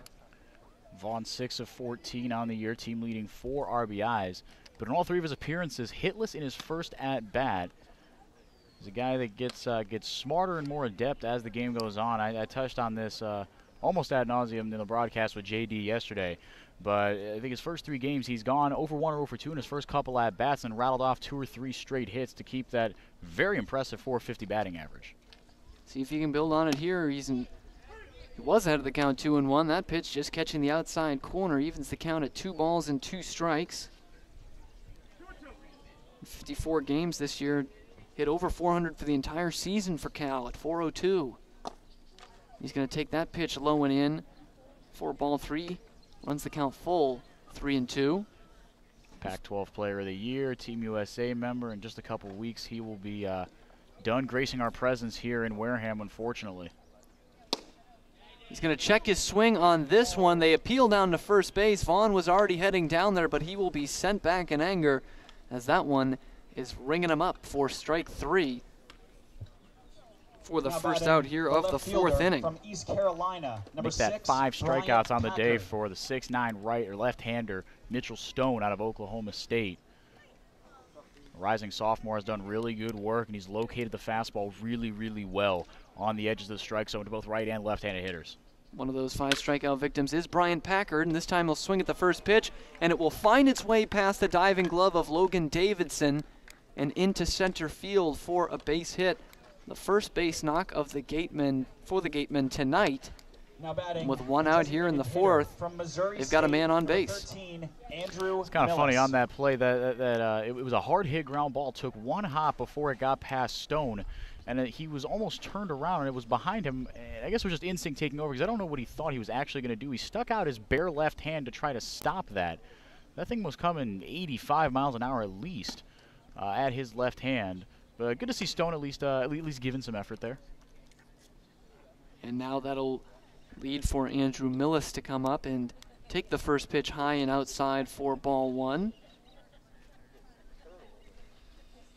Millis was able to reach on a walk back in the second inning.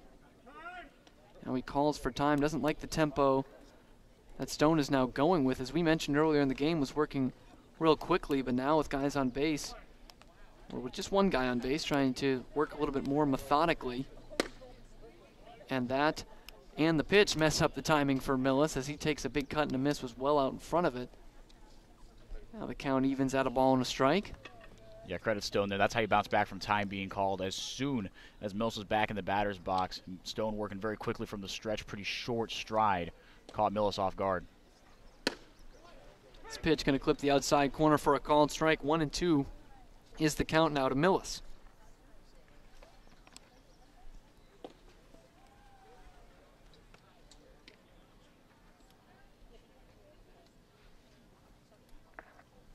Stone looking homeward bound, comes home with it. This one is going to be fouled off to the right and out of play. It's a .321 average for Millis on the year at Missouri State. And a .916 OPS, so knows how to get on base and knock some guys in. 61 RBI as well.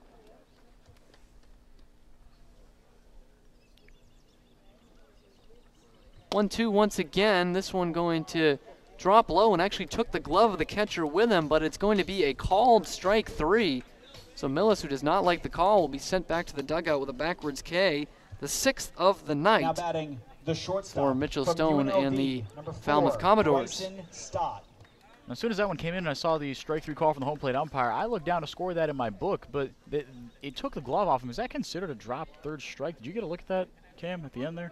I couldn't tell you the rule on that one. It definitely took the glove off. I don't know if the ball came out with it as well. That might be the determining factor. I've never seen that before. On a third strike, I've never seen that. I don't think I've ever seen the glove dropped with it as well. And to see the ball stay in there is pretty funky. First pitch was in there for a strike now to the shortstop Stott. Comes up 0-for-0 today. His first plate appearance in the second inning. He drew a walk following Andrew Millis. This pitch going to miss on the outside corner. Stone wanted that one, but it's ball 1, even the count at a ball and a strike.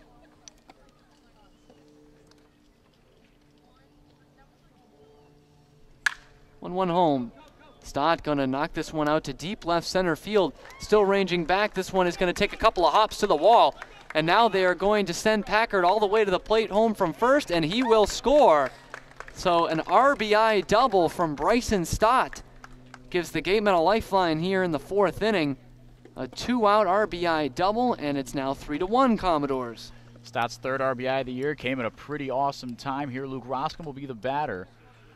But, yeah, this is what we wanted to see from Stott. He got off to a relatively slow start. I say relatively just because his numbers were so good at UNLV. Came in today with a .273 batting average. Pair of RBIs, no extra base hits, though, from Stott. Again, not something that we're traditionally used to seeing from him following his play out west in Las Vegas. But now Roscom with a big opportunity here for a 2-out RBI, again representing the tying run for his 2nd straight plate appearance. It is another key RBI situation for the catcher Roscom. Knocked in over 60 on the year over 40 on the year, 46 RBI for the Cornhuskers of Nebraska. He's got a man at scoring position in Bryson Stott, fresh off his double.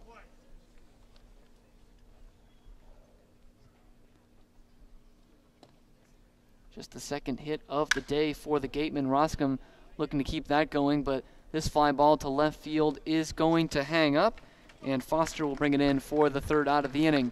The Gatemen get one back. It's now just 3-1 Commodores in the lead here on the Gatemen Baseball Network. AD Makepeace is the world's largest cranberry grower located right here in Wareham, Mass. The company offers public tours throughout the year, and you can visit Makepeace Farms in Tohonet Village for cranberry-themed gifts, sandwiches, and salads. Visit makepeacefarms.com.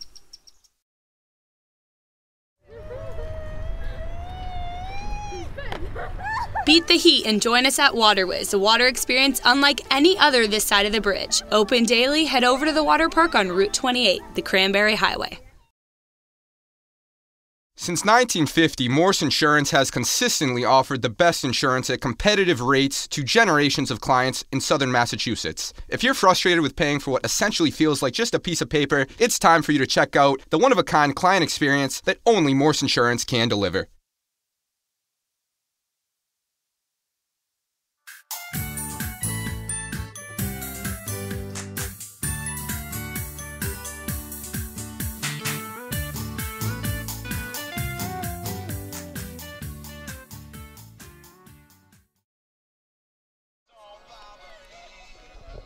We're just about ready to go here in the bottom of the fourth inning.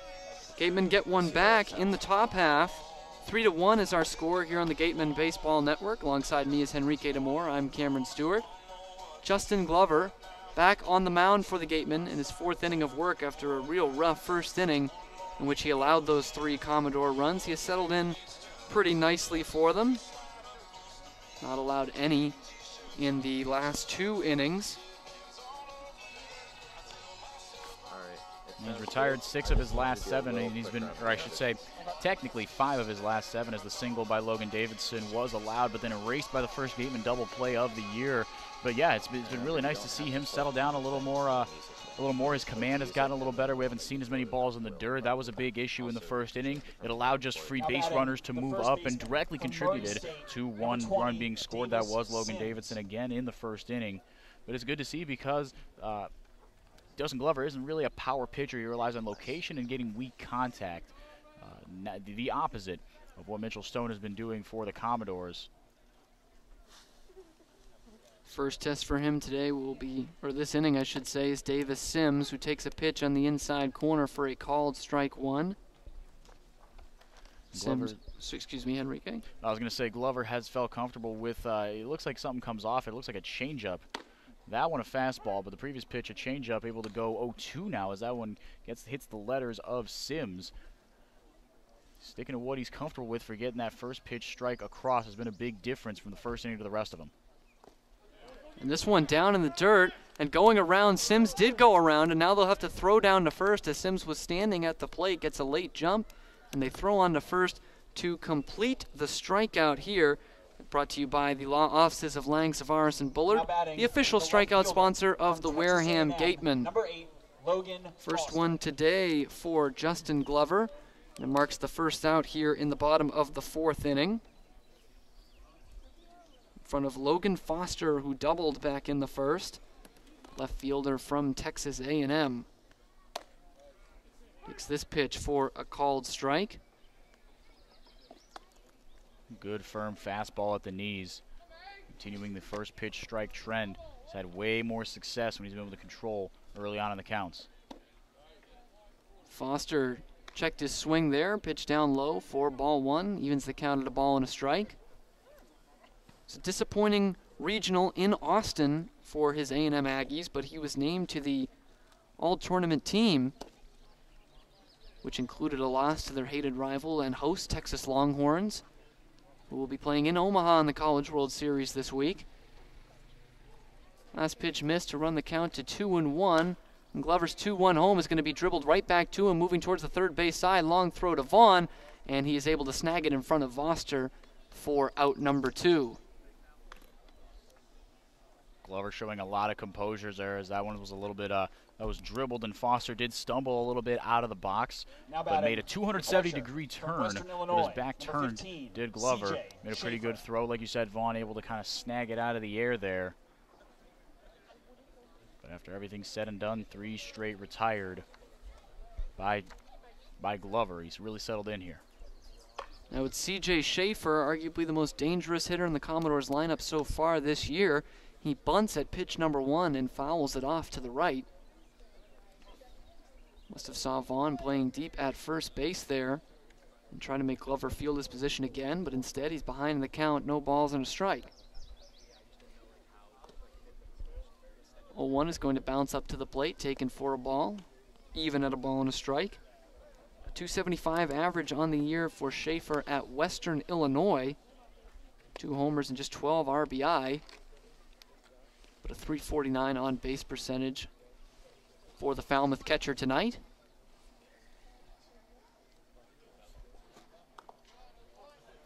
This pitch going to bounce down low once again, so now Schaefer is ahead of the count, 2 balls and a strike.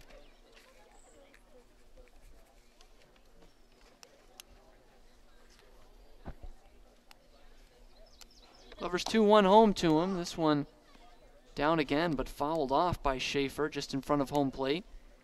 Evens the count at 2-2. I think just about every pitch that Glover threw in the dirt in that first inning, that was the intended outcome right there on the last 2 pitches. Weak little changeup at the knees. He's gotten Schaefer to swing over the top of those on 2 straight pitches. This one going to bounce in once again, but this time Schaefer not offering at it. So the count runs full at 3-2. Payoff pitch coming up here. Also good to see Roscom drop to his knees and use his body as opposed to his glove to block that one as it bounced about 3 feet in front of the catcher from Nebraska. Glover's full count offering in the dirt again, but Schaefer goes after it. Throw down to first to complete the strikeout, brought to you by the law offices of Lang, Zavaris, and Bullard, the official strikeout sponsor of the Wareham Gatemen. We go to the top half of the 5th here at Gov Fuller Field. Still 3-1 Commodores here on the Gatemen Baseball Network. Stop by the Ansel S. Gurney House, where you will find a unique shopping and dining experience. Whether shopping for a special occasion or just to treat yourself, you'll find what you're looking for in one of the 11 themed rooms. There's also a cafe serving fresh homemade lunches overlooking the extensive gardens. The Ansel S. Gurney House is located at 403 County Road in Marion. Learning at Curry College extends beyond the classroom and is embedded in all that they do. Curry prepares students to engage in successful careers and active citizenship with a global perspective. Explore undergraduate majors, minors, and concentrations, including new majors in accounting, biochemistry, and software development, online at www.curry.edu. Since 1981, the Northeast Maritime Institute has been one of the forerunners in private maritime education and training in the United States and around the globe. They have been recognized by the International Maritime Organization as well as the U.S. Coast Guard for their top-quality maritime education, facilities, faculty, and staff. Northeast Maritime Institute, America's premier 2-year maritime college.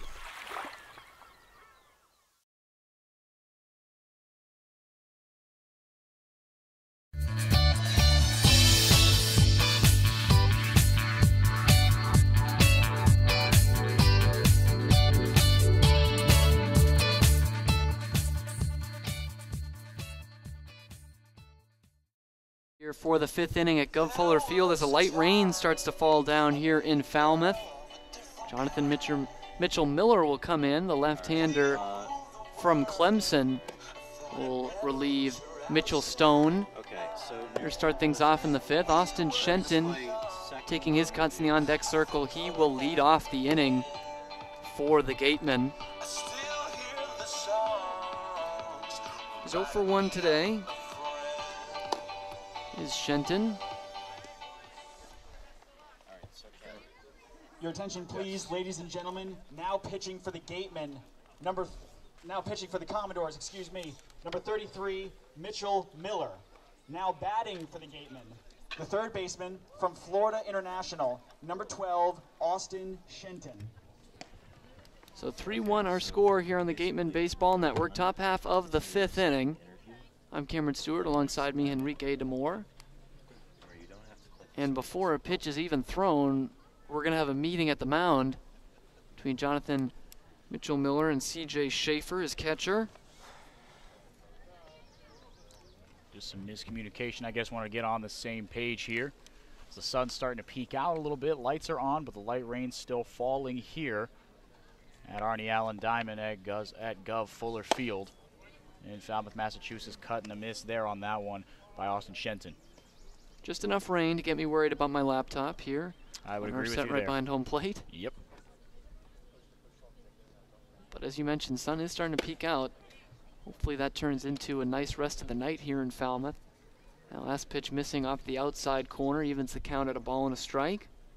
Yeah, despite the oppressive clouds, the temperature and the wind have been really nice. As Shenton fouls that one off himself. Ooh, he's feeling that one. Looks like he Charlie horsed himself with that one on his right thigh there.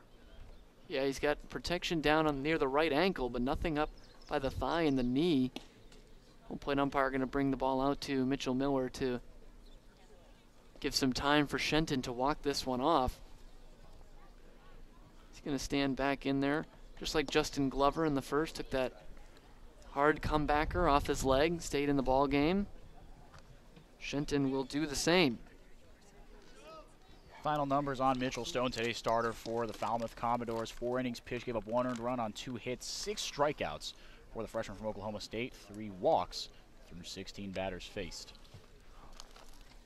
Jonathan Mitchell-Miller, the numbers from him, a 0.00 ERA, but just 4 appearances from Clemson, all out of the bullpen. 2 official innings of work under his belt, no strikeouts, 2 walks. Faced 8 batters, 2 of them got hits off him. So a couple of guys for Falmouth tonight who did not see much action during the college baseball season. The pitch ramping up high, evens the count at 2 balls and 2 strikes to Shenton. He's going to take this pitch inside by the belt. That is going to run the count full here. 3 balls, 2 strikes to the Wareham third baseman.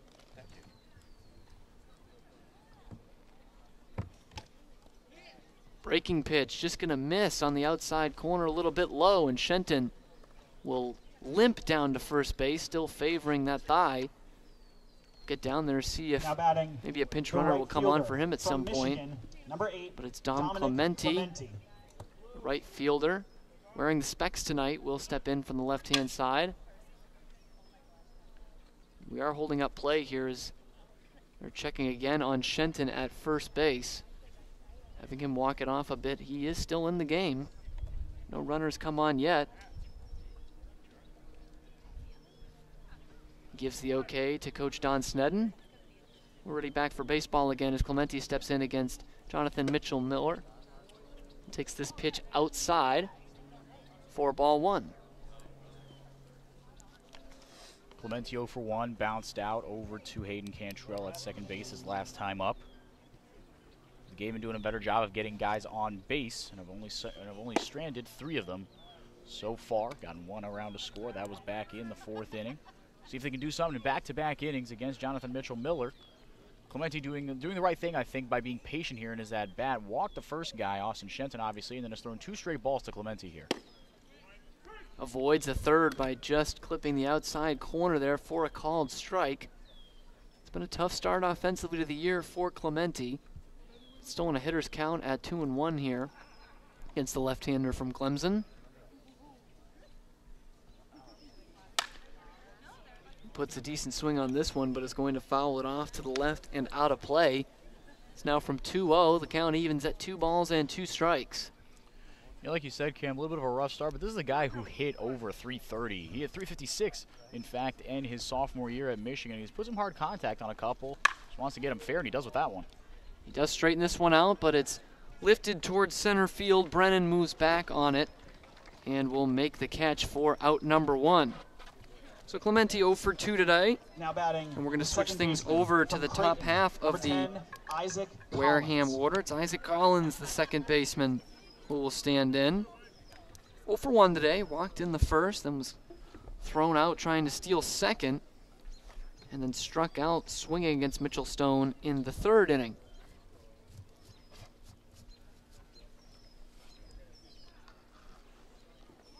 Collins showing bunt, pitch up high, now throw back down to first, and diving back in there safely is Shenton. And C.J. Schaefer had put together a throw that didn't hop to first base. It looked like they were about to get Shenton there.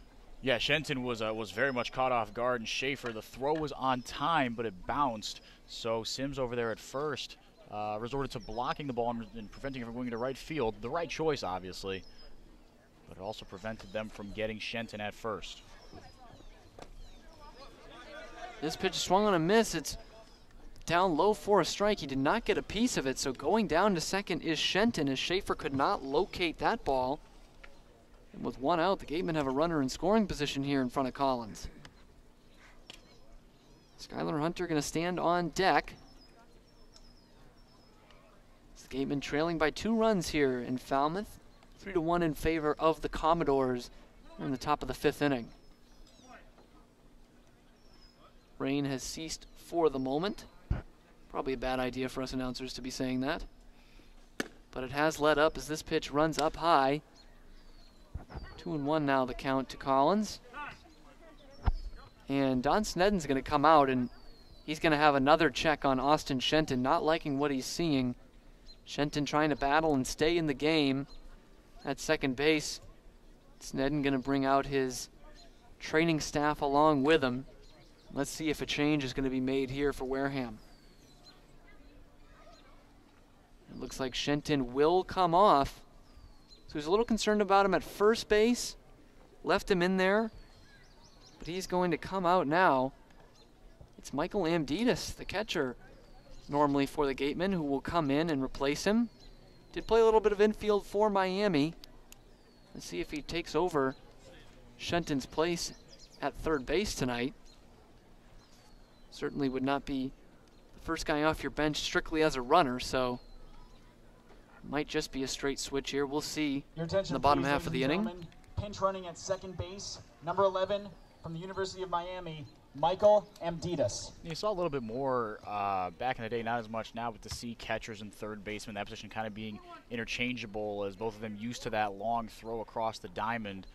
As a Detroit Tigers fan myself, my favorite example of that is Brandon Inge, a guy who transitioned from behind the plate to third base. That one's going to be fouled straight back by Collins. So in theory, could be a straight switch. Like you said, he was a part-time infielder there at Miami, not primarily, but does have some experience there as well. So Amditis on second. To bring it all full circle, man, in scoring position here for Isaac Collins. Mitchell Miller to the plate with the 2-2. This one going to ramp up high. Count's going to run full again, 3-2. And a less popular example around these parts of that catcher third base interchangeability. You might remember Pablo Sandoval came up with the Giants as a catcher before moving to third base. That's very true. So it does still happen every now and again. As Enrique mentioned, not as often as it used to. Collins going to put a good charge into this one, and it's going to fall in front of the left field for a base hit. They're going to stop Amditis at third, fresh into the game, as the ball was sharply hit there by Isaac Collins. And he's out with a one-out single. He's on first base. And runners at the corners now for the Gatemen. Love to see it from Isaac Collins. We saw a little bit of pop out of him in the preseason. In the Northwoods League, I had the pleasure of watching this young man play for the Duluth Huskies. In the Major League Dreams Showcase, which is not the All-Star game, but it was sort of it was exactly what it sounds like, a showcase right before the All-Star game. He was a late addition to one of the Huskies' 5 selections and showed some power there in front of some scouts, no doubt, at least partially contributing to his ascension here to the Cape League this year. Skylar Hunter, the center fielder, going to step in, batting right-handed. 0 for 2 today. He struck out looking in the first, grounded out to shortstop in the third. Takes that pitch down low, though, and he's ahead of the count. 2 balls and no strikes. Hunter was a key part of the Purdue team this year that won the Big Ten tournament. He was part of the all-tournament team. Looks like we're going to have a meeting on the mound here in the middle of an at-bat, a 2-0 count, and the pitching coach is going to come out. I was going to comment on this earlier, but Jonathan Mitchell-Miller, a couple of funky finishes. The pitch right before the one that Collins hammered into left field for a base hit.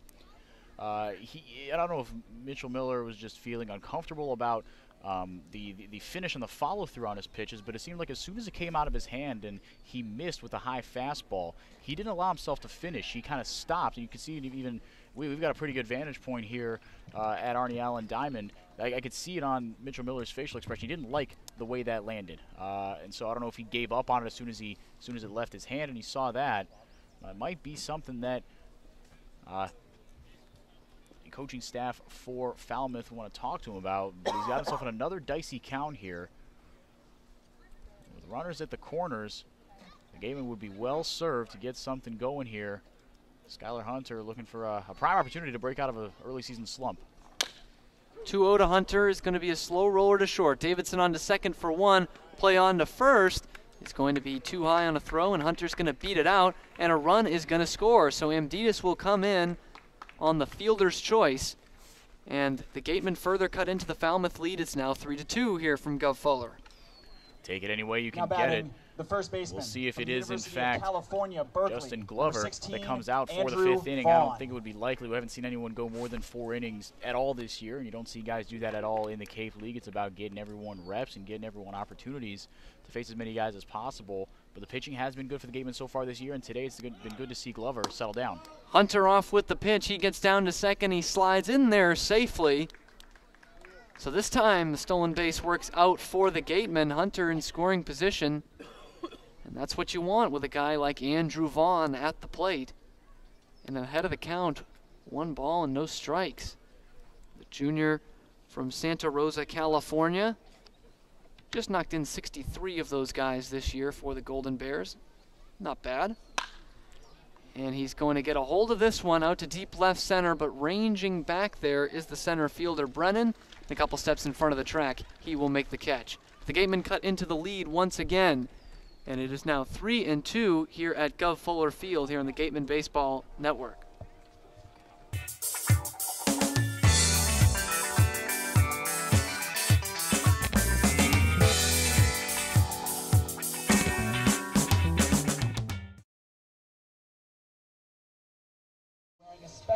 Before we get ready for the bottom of the fifth, we're going to send it to our sideline reporter, Mary Orders, who got a chance to talk to Connor Lund for his performance on last night. The Bay Point Golf Club offers a unique collection of 18 championship golf holes, a beautiful banquet facility, and a club host that has a fully stocked pro shop. The Bay Point Grill is a perfect place to grab a meal or watch a game. The course is located off of Onset Avenue in Buzzards Bay. The Gatemen thank you for your support. Wareham House of Pizza has been serving Wareham and Marion for over 40 years with steak and cheese, pizza, and subs. Located in Shaw's Plaza, head on over for pickup or let them deliver to you. South Coast Health, operators of Charlton Memorial Hospital, St. Luke's Hospital, and Toby Hospital, delivers an unmatched combination of clinical excellence with a personal touch. They are proud to serve as southeastern Massachusetts and Rhode Island's only not-for-profit health system, as well as the region's largest employer. South Coast Health, the best care plus something more. Located along the Cape Cod Canal. Thanks, guys. I'm here with Gatemen pitcher Connor Lund. Now, Connor, you were mainly a closer this past college season. How did it feel to go 4 innings last night with just 3 hits and 1 run? It felt really good to be able to get back on the mound. It's been a few weeks since I've been on the mound to even pitch at all, so just getting out there was really just refreshing, and it was just nice to see myself be able to command the zone for more than 1 inning at a time and be able to throw more than 1 pitch, and it was cool. Yeah, it was a lot of fun. And moving forward into the rest of the summer, what are you hoping to improve while on the Cape? I'm planning on working on a sinker and working on my breaking ball and being able to stay over my front half a little better and just kind of drive through the zone and kind of maybe add some velocity. That'd be cool. Great. And you go to USC, which is in the Pac-12, so you're now teammates with some of your old opponents. How has that been, making that switch? It's actually really cool. It gives you a different perspective on how they go about their business, even though everything's kind of the same, but everything's different at each field and each school. But it's been easy to become friends with the kids in the Pac and any other conference, and they're all been friendly, genuine guys, so it's been nice. Great. And lastly, who's an MLB pitcher you look up to and why? I really look up to Justin Verlander. I mean, everybody kind of has to, but in particular, I just love how he competes and doesn't care if he has his best stuff or not, even though generally he does have his best stuff. But yeah, he's just a competitor, and that's just something I model my game after. Great, thanks so much. For the Gatemen Pregame Show, I'm Mary Orders here with pitcher Connor Lund. Back to you guys. Bottom of the 5th inning here from Gov Fuller Field on the Gatemen Baseball Network. I'm Cameron Stewart. For the rest of the play-by-play for tonight's game, I'm going to throw it over to my partner, Henrique Demore. Thank you very much, Cam. Like he said, my name is Henrique Demore. I'll be taking over the reins the rest of the way here. Second pitch out of the hand of new Wareham Gatemen pitcher Will Proctor, fellow Georgia Bulldog, teammate of Justin Glover. Tonight's starter had himself a heck of a game. 4 innings pitched, 3 earned runs on 4 hits, 1 walk, and a pair of strikeouts. I'm going to throw it right back to Cam, and he's going to tell us a little bit more about Mr. Proctor. Proctor, a teammate of Justin Glover's out of the University of Georgia. Just 1 start this year and 18 appearances out of the Bulldog bullpen. 3-2 record with an ERA of 2.42. 26 strikeouts and 26 innings pitched for him. An absolutely disgusting breaking ball out of the right hand of Will Proctor gets Austin Mazel, now batting, the junior designated hitter out of the College of the Holy Cross, to cut right through it. First strikeout of the day for Proctor. Now here comes Terrence Norman, freshman out of Kennesaw State. Right field today is 0 for 1. Grounded out to Andrew Vaughn at first base. Couple defensive substitutions as well. Substitutions, plural as well. We mentioned that Michael Amditis came in to pinch run for Austin Shenton over at second. He's in the game now behind the plate. Luke Roscom, who has done some infield work at Nebraska, more so first base, but some at third. He's over there at third base. Is the sophomore from the University of Nebraska at Lincoln. So to recap, Amditis now behind the plate and Roscom at third. First pitch in the dirt out of the hand of Proctor. He's ready to go with pitch number 2. That one fouled straight back, evens the count at 1-1.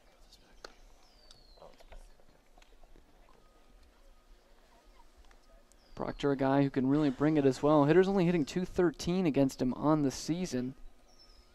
Down in the SEC, as you mentioned earlier, Henrique, not something to be messed with, that SEC baseball. That's tough, and as that one looked like he got a piece of Amditis, his right fist clenched incredibly tightly. He might have jammed a finger. Still down, looking like he's in a little bit of pain. Those catchers are tough kids. He's right back in his squad, ready to go. 2-1 the count on Terrence Norman. Norman in a low squatted stance, waggles the bat over his right shoulder. Fouls that one straight back on the ground, evens the count at 2-2. If that injury lags for Amditis, it doesn't look like it is so far. The Gatemen do have another catcher in the lineup tonight. Andrew Millis being the DH for them. But already moving Luke Roscom to third. Not ideal to have to take Amditis out as well. From the windup, Proctor deals the 2-2. Breaking ball fouled straight back.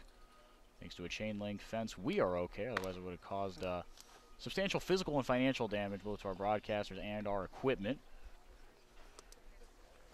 But just a long, just a loud strike at the end of the day. The count stays at 2-2. Base is empty, 1 out. Austin Mazel was retired via the strikeout. Will Proctor in business early here. 3-2 is the lead in favor of the Commodores. Looping breaking ball, got him at the letters. Got just enough of the zone for the home plate umpire. Norman is retired. Back-to-back strikeouts to start the day for Will Proctor. Nice pitch there. Definitely sitting fastball, but gets the breaking pitch. You said it, Proctor can bring it, and he can also be nasty. That's why you have that .213 opposing batting average on him during the regular season. Now the lefty Will Brennan steps in, junior from Kansas State. 1 for 2 today. Single and a run scored, as well as a missile of a line out to left field his second time up. Missiles that one straight back for strike 1.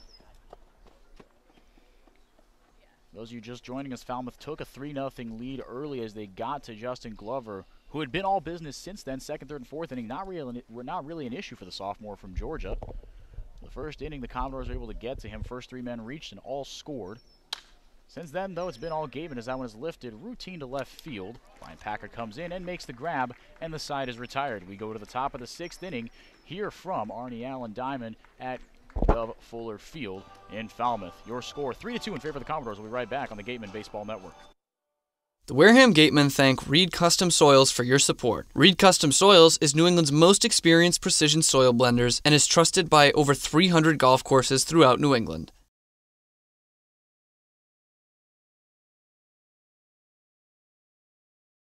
Clobbered high and deep to right center field, and this one is gone. A home run. Eastern Propane and Oil is the Wareham Gatemen home run sponsor. Each time a home run is hit by a Gatemen player at Spillane Field, Eastern Propane and Oil donates a camp scholarship to a deserving youth. Eastern Propane and Oil, we're in your neighborhood. Since 1978, Lang, Exafaris & Bullard has provided comprehensive legal services to families and companies in the greater New Bedford area.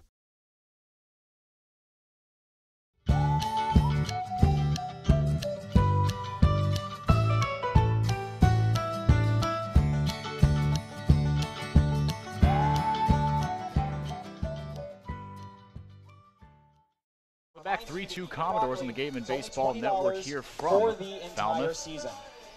Will Proctor came in and was all business in the 5th inning, shut down 8-9-1 for Falmouth in order 2 strikeouts. Both of those strikeouts brought to you by the law offices of Lang, Exafarius, and Bullard, and the pitching change itself from Glover to his teammate Proctor, brought to you by the Bay Point Club, Onset's 18-hole championship golf course, with the driving range open 7 days a week and senior discounts offered every day and always welcome to the public. So get to the point.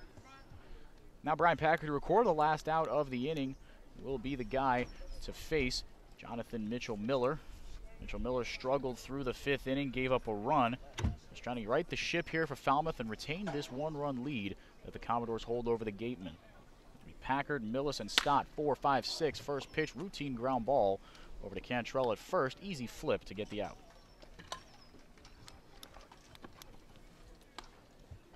Easy out there for Mitchell Miller, who labored coming into this game. Gave up a run last inning on just 1 hit for the Gatemen, but as you mentioned, was having some trouble finishing his motion, landing pretty awkwardly, and had to labor that inning.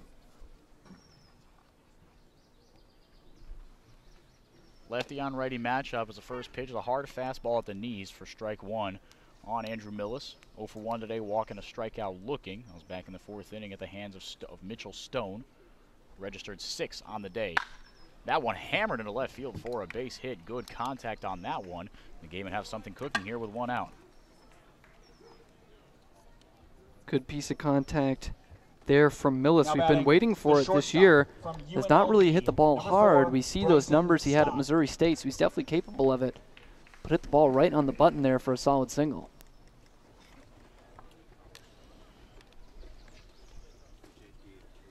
Now Bryson Stott, the batter. He hit one right on the button, as you said, Cam. His last time up in the 4th inning, an RBI double that scored the first Gateman run of the day. First pitch, strike at the knees, very well located out of the hand of Mitchell Miller.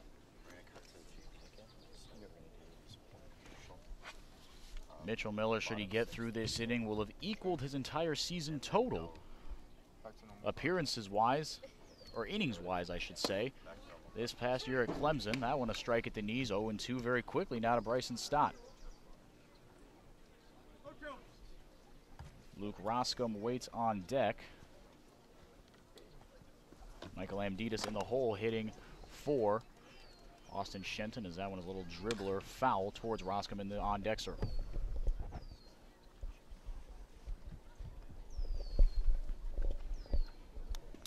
Oh-2, man on first, 1 out. Commodores lead it 3-2 here in the top of the 6th inning. Mitchell Miller comes set, holds the glove out chest high, checks the runner once, twice, deals. Swinging a tip into the glove. That'll be good enough for strike 3, though. First strikeout of the day for Mitchell Miller, 2 down for the Gatemen.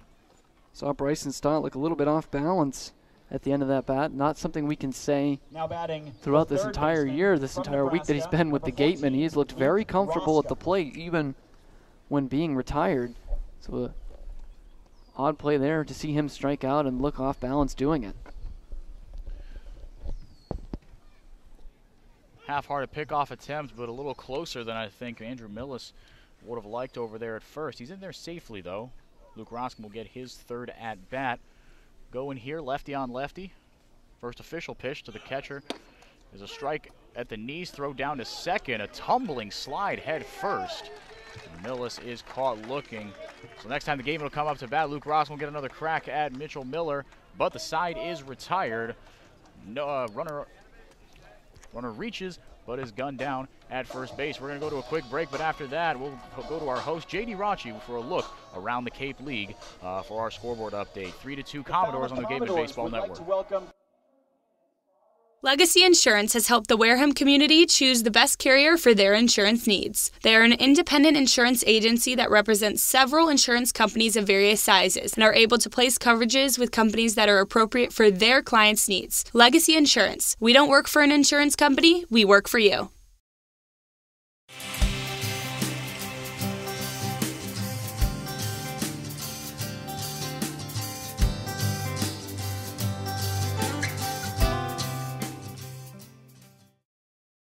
You throw faster than a Commodore? You won't know until you try. Head down to the intern tent and test your skill at fast pitch. Sponsored by Welcome back to Gov Fuller Field in Arnie Allen Diamond at that Gov Fuller Field. The Gatemen still trailing the Falmouth Commodores 3-2, but of course not the only game going around the Cape Cod Baseball League. Right now out in Harwich, the Yarmouth Dennis Red Sox with a 1-0 lead over the Harwich Mariners. In the bottom of the fourth inning, Zach Ashford, an RBI single, or excuse me, an RBI ground out to give the Red Sox a 1-0 lead. Bottom of the sixth inning in Bourne, a 3-0 lead for the Bourne Braves over the Orleans Firebirds. A couple of nice at-bats today for the Orleans Firebirds, and for the Bourne Braves, it's been Chase Murray, 1 for 3, a run and an RBI today. He's leading the way for the Bourne Braves. Out in Cotuit, bottom of the ninth inning, still a 4-1 score. Hyannis on top of Cotuit. The Harbor Hawks haven't moved from that since the bottom of the third inning. It's been 4-1 for quite a while. And then finally out in Brewster, still pregame between it'll be the Brewster Whitecaps and the Chatham Anglers, rather that game being played in Chatham at Veterans Field. That's what's going on around the Cape Cod Baseball League. Now back for the play-by-play, a 3-2 deficit for the Wareham Gatemen as the Commodores come to bat. Here is Henrique DeMore. Thank you very much, JD. It'll be Caden Cantrell, Logan Davidson, and Cameron Cannon, 2, 3, 4. Set to face Will Proctor. Will Proctor chugged through his first inning of work. First pitch into the 4-3 hole. Diving stop by Collins pops up, but not going to make the play. Collins was playing way up the middle. Hit that one to the right spot. Did Cantrell, infield single for the Commodores to start off the sixth inning. Yeah, no chance there for Collins, as you alluded to. He was definitely shading up the middle there a little more than you would expect against a left-handed hitter, so he had to go way over to his left to get that one. No chance at first base. Yeah, to top off that point, Cam, it was a little confusing, especially with no one out, straight up left-handed hitter. Why Collins was playing so far up the middle, maybe favoring his left side a little more, which you definitely see some guys do if they have enough confidence, as that one's in the dirt to Logan Davidson, 1-0. If they have enough confidence in the left side and maybe are not as confident in their backhand, you see guys do that. But it's still a very, very big hole there on the right side of the infield, and now made much bigger by the fact that Andrew Vaughn is over there holding Cantrell on at first. And Cantrell takes off that one in the dirt, off the glove of Amditas. It rolls all the way to the backstop. Going to try for third. He will not. Thought about it for a second. Try to bait a throw out of the hand of Michael Amditas, but instead Cantrell will settle for second. Credited with the stolen base. One on, no one out. Commodores trying to add to a 3-2 lead here in the sixth. Velocity-wise, not bad ball for Amditas to throw on there, just a little low and gets under him. He was thinking about throwing it before even catching it. Something you see a lot in football. A lot of guys starting to run before they make the catch. Not often you can translate that over to baseball, but it looks like that's what happened to Michael Amditas there. Now the 2-0, lifted lazily, shallow center field. Ranging back is Stott. He makes the grab for out number 1. Cantrell stays at second base. Logan Davidson is retired. Here comes Cameron Cannon. Now batting the third baseman from Arizona, number 26, Cameron Cannon. That was a big out there for Proctor, as Davidson, 2 sharp singles here today, has been a tough out for the Commodores. Able to get just a lazy pop-up there, had him totally off balance. And batting 1,000 on the year as well, since this is his first, or excuse me, scratch that. I was talking about Logan Davidson, as that one inside to Cameron Cannon, but over to third easily as Hayden Cantrell, the ball popped out of the glove of Amditas. 2 pitches, 2 stolen bases for the speedy second baseman for Falmouth. Now a 2-run lead just 90 feet away with 1 out. Will Proctor inheriting a little bit of base running trouble here in the 6th inning. 1-0 pitch, hammered into right center field. Hunter going back on it, settles under it and makes the catch. No attempt will be made, and in to score easily is Hayden Cantrell on 4 pitches, moves over from first to home, and the Commodores double up the Gatemen. And that's one that is going to haunt the Gatemen here. I think there need to be some better communication between the catcher, pitcher, and middle of the infield there, as Cantrell got to third easily, got a huge jump on Proctor, and if someone had let Proctor know he was going, they might have had a pickoff attempt at third, maybe got him in a run down to get him, and now they get the next man out, but a run gets to score because he was in at third. Couldn't have said it better myself. Now here comes Davis Sims. 0 for 2 today. He's the junior from Murray State. Strikeout and a flyout. Bases empty, a little bit of breathing room for Will Proctor. Breaking ball misses low again, 2-0.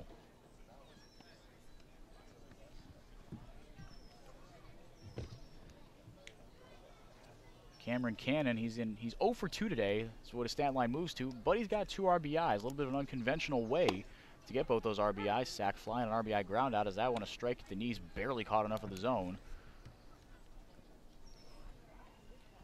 Sims staring a 2-1 count in the face.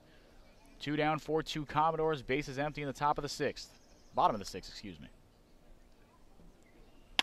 2-1 pitch, chopped foul down the first base line.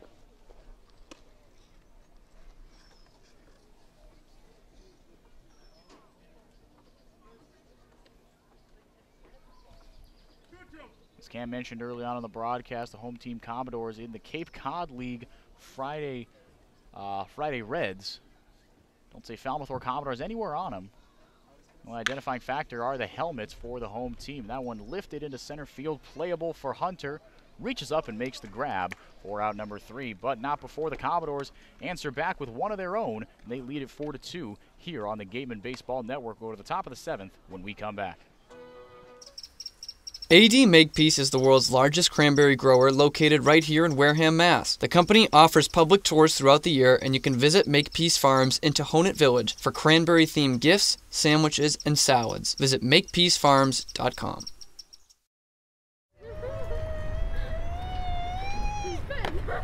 Beat the heat and join us at Waterways, a water experience unlike any other this side of the bridge. Open daily, head over to the water park on Route 28, the Cranberry Highway. The Wareham Gatemen thank Reed Custom Soils for your support. Reed Custom Soils is New England's most experienced precision soil blenders and is trusted by over 300 golf courses throughout New England.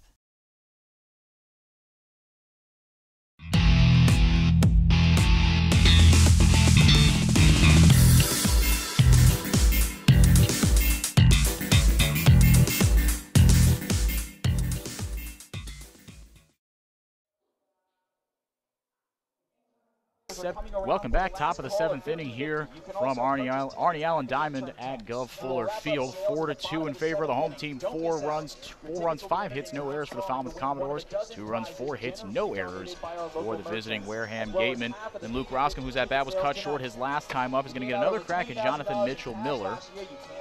Second pitcher of the day for the for the Falmouth Commodores.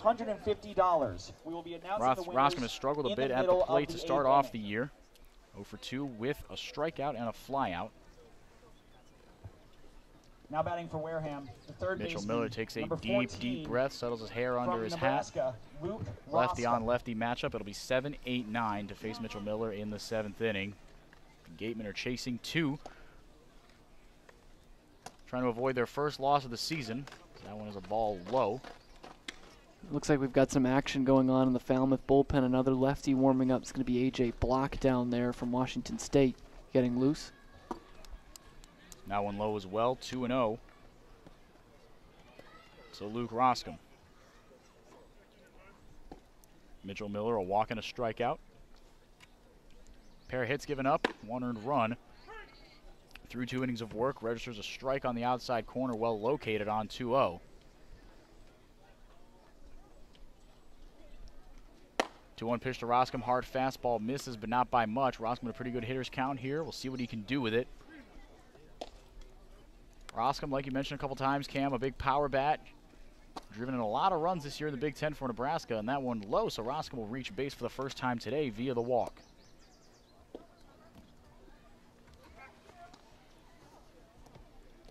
It's another thing Roscombe was good at Nebraska, an OBP over 400 for the Cornhuskers.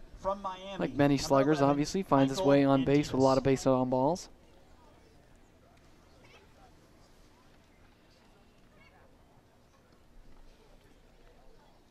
Righty on lefty, Amditas trying to chip into this Commodores lead. Fastball gets the inside corner, strike one. Amditas, a freshman from Miami, getting his first at-bat after coming on in place of the injured Austin Shenton, who took a foul ball off his thigh. Made it 180 feet down around the base paths, but no further. His day is done. Amditas taking over behind the plate. Luke Roscombe shifting over to third. That all happened in the 5th inning. Strike one to Amditas finally. Luke Roscombe with a microscopic lead off first. Roscombe known for a lot of good things offensively. Base stealing, not one of them. Changeup misses low and away, 1-1. Dominic Clementi waits on deck, looking for his first hit of the day.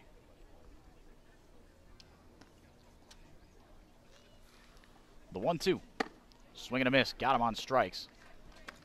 Out number 1 and strikeout number 2 on the day for Jonathan Mitchell-Miller.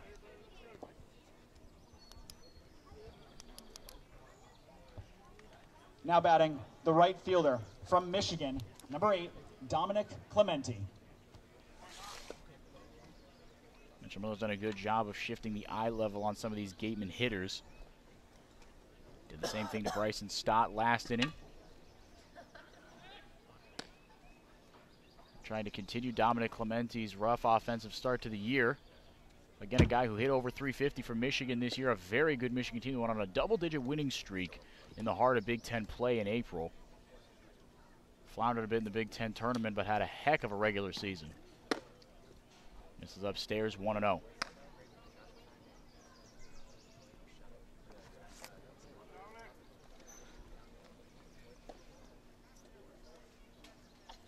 Mitchell-Miller comes set. From the stretch, the 1-0.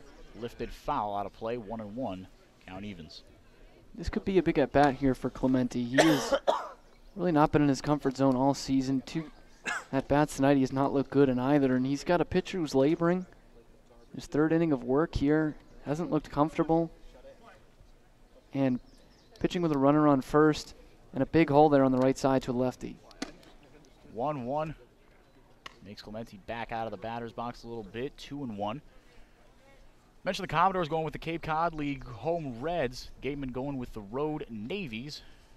Big old red W with the white trim on the left breast and just below the right chest are the numbers for the Gatemen. Changeup does not miss by much. 3-1. Clementi in a good hitter's count. But I agree with you, Cam. A big at-bat here for the Gatemen right fielder.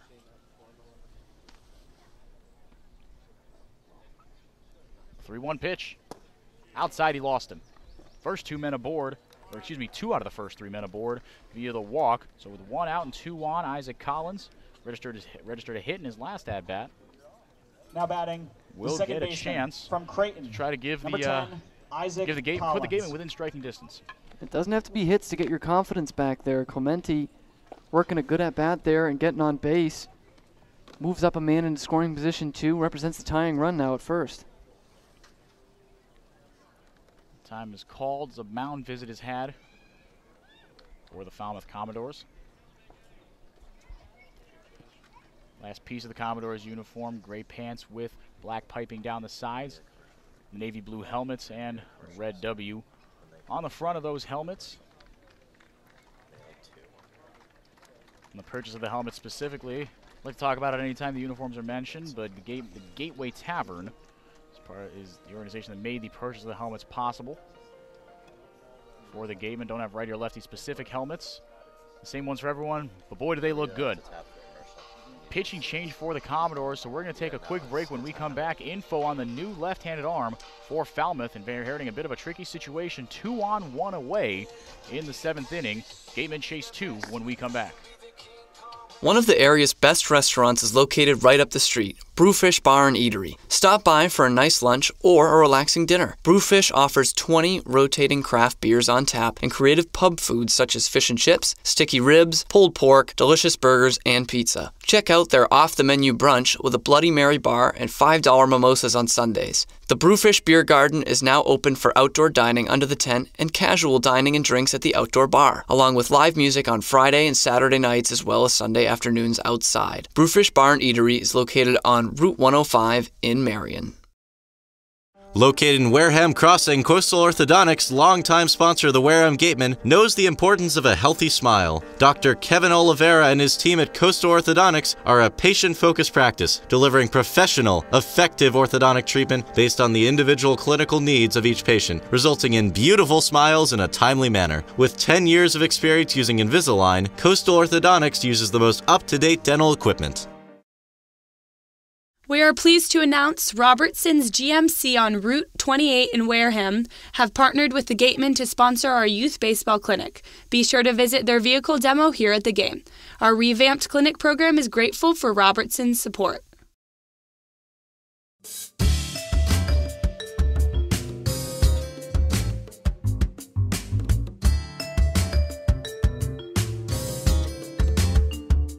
Top of the 7th inning, Gatemen with a golden opportunity with 2 men aboard. Isaac Collins at the plate. He represents the go-ahead run. 1 away here as the Commodores make a pitching change. Jonathan Mitchell-Miller's day is done. He gives up 2 hits, 3 walks, pair of strikeouts through 2 1/3 innings pitch. He gives way to the left-hander, A.J. Block, sophomore from Washington State University.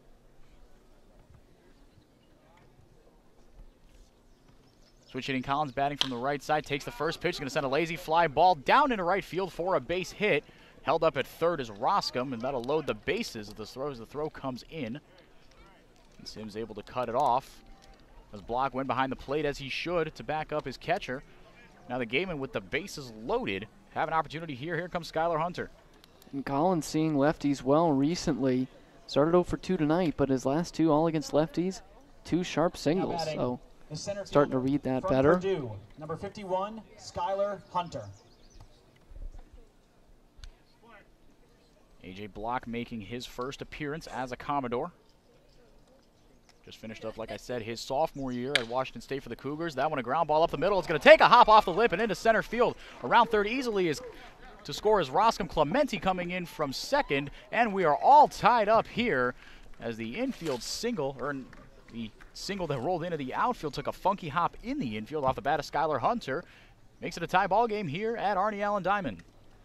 Yeah, that looked like what possibly would have been a double play ball. Would have been tough to double up Hunter with that speed, but Davidson, lanky shortstop, diving up the middle, and as you say, just a weird hop over his glove. And that's the difference between 2 outs and 2 runs for the Gatemen. Runners at the corners with 1 out for the most dangerous hitter in this lineup, Andrew Vaughn. Hitless today, but I think due is the term that comes to mind when you think of Vaughn. Has gotten off to a slow start today. 0 for 3 with a strikeout and a pair of flyouts. Takes strike 1 at the chest. Love to see him, though, in a prime RBI opportunity here. Another one of those fly balls that he's hit today. Both have been far, so another one brings home another run. With the speed that Skylar Hunter has at first, Cam, do you think you send him here and give Vaughn an opportunity to drive in 2 with a base knock?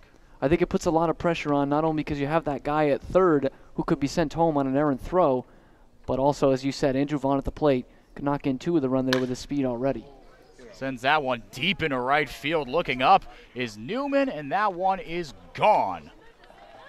Norman watched it go. Andrew Vaughn, mentioned it earlier, gave it a ride to right field his first time up in a 3-run shot.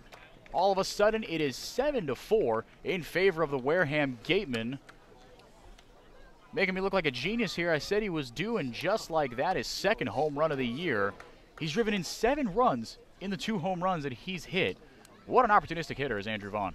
What an absolute shot there to right center to give the Gatemen the lead. As always, that Gatemen home run is brought to you by Eastern Propane and Oil. And another scholarship given to the Gatemen Youth Clinic, donated by Eastern Propane and Oil, the official home run sponsor of the Wareham Gatemen. With the bases empty, Brian Packard cuts and misses at the first offering from A.J. Block. So no small ball needed there, huh, Enrique? No need to send the guy. Andrew Vaughn says, I'll bring in all three by myself. Yeah, we're talking about sending Skylar Hunter. He says, no, I can trot home from first. Thank you very much. 0-2 very quickly now to Packard. This Gatemen offense can score in a hurry. Lazy swing and a miss. Really nasty pitch out of the hand of A.J. Block. Packard knew he had no chance at it. 2 down with the bases empty here in the 7th inning. 7-4 on the 3-run shot by Andrew Vaughn. 7 runs, 7 hits, no errors for the visiting Gatemen. 4 runs on 5 hits for the home team, Falmouth Commodores. Not uncommon from Packard there. Obviously a guy coming up after the big home run to give them the 3-run lead. Trying to make it back-to-back, swinging out of his shoes a bit there and striking out swinging. Andrew Millis takes ball 1. 1 for 2 today. Strikeout, walk, and a single was gunned down on the base paths. His last opportunity. Take strike 1 at the letters. So 2 of those runs will be credited to Jonathan Mitchell Miller. Credited might be a poor choice of words there. They will go on his record, I think is a better way of saying it, but 3 of them readily attributed to A.J. Block. What a turnaround here, Henrique, huh? No kidding. And talk about crooked numbers, and 5's about as crooked as it gets as strike 2 comes in to Andrew Millis. And the stellar start by Mitchell Stone erased. Millis waving a miss, but it gets out, but it gets away from Schaefer behind the plate, but he'll throw to first to complete the strikeout, but not before the Gatemen out of nowhere respond for 5 runs. They take a 7-4 lead just in time for the 7th inning stretch here in Falmouth. Don't go anywhere. We've got the bottom of the 7th inning coming right at you when we come back on the Gatemen Baseball Network. Learning at Curry College extends beyond the classroom and is embedded in all that they do. Curry prepares students to engage in successful careers and active citizenship with a global perspective. Explore undergraduate majors, minors, and concentrations, including new majors in accounting, biochemistry, and software development, online at www.curry.edu. Stop by the Ansel S. Gurney House, where you will find a unique shopping and dining experience. Whether shopping for a special occasion or just to treat yourself, you'll find what you're looking for in one of the 11 themed rooms. There's also a cafe serving fresh homemade lunches overlooking the extensive gardens. The Ansel S. Gurney House is located at 403 County Road in Marion. Learning at Curry College extends beyond the classroom and is embedded in all that they do. Curry prepares students to engage in successful careers and active citizenship with a global perspective. Explore undergraduate majors, minors, and concentrations, including new majors in accounting, biochemistry, and software development, online at www.curry.edu.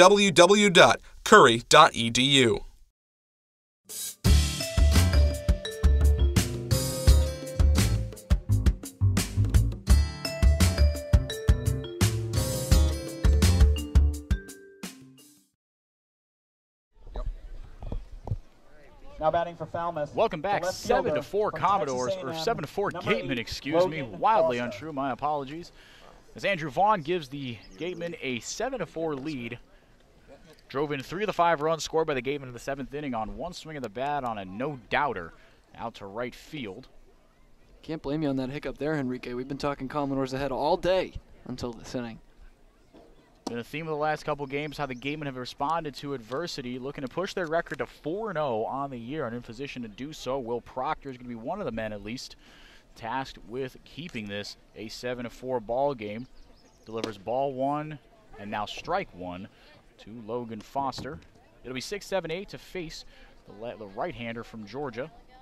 Proctor has looked really good so far in his relief appearance. 1 earned run on 1 hit, no walks, pair of strikeouts. That one gets away from Amditas, but for ball 2.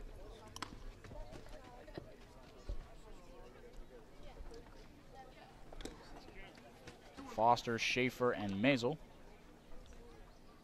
to face Proctor here in the 7th. From the windup, he deals. That one chopped over to the shortstop, Stott.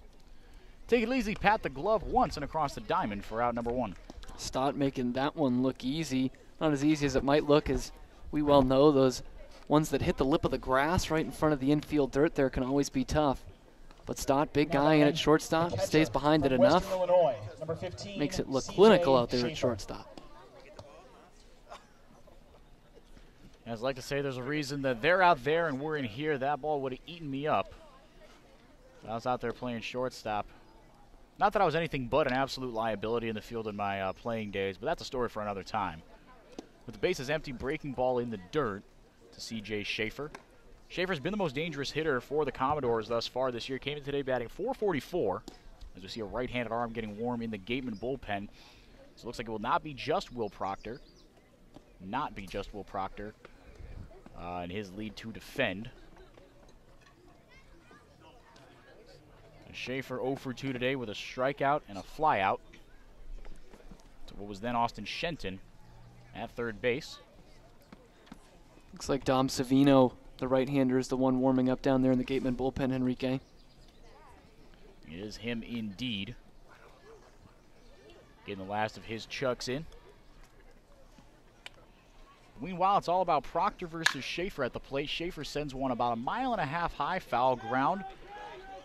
Right side, we'll see who get it. Nice sliding catch by Dominic Clementi. Would you look at that? The right fielder from Michigan putting on a glove work clinic. Sliding into the gravel and foul territory there, 2 down. That was a real impressive play from Clementi there. There's a lot of foul ground here at Gov Fuller Field. The bullpens down the right field line are in play, and he was shaded well towards right center and had to come all the way towards the bleachers down the right field line here, right by that Falmouth bullpen, and a slide for a good measure to make the catch. So that's left-hander Austin Maisel. Takes ball 1 on the outside part of the plate. Maisel, a junior from the College of the Holy Cross, 0 for 2 today, strikeout and a flyout. He bats here with the bases empty and his team trailing by 3. Lifts that one foul, third base side. 1-1 the count evens.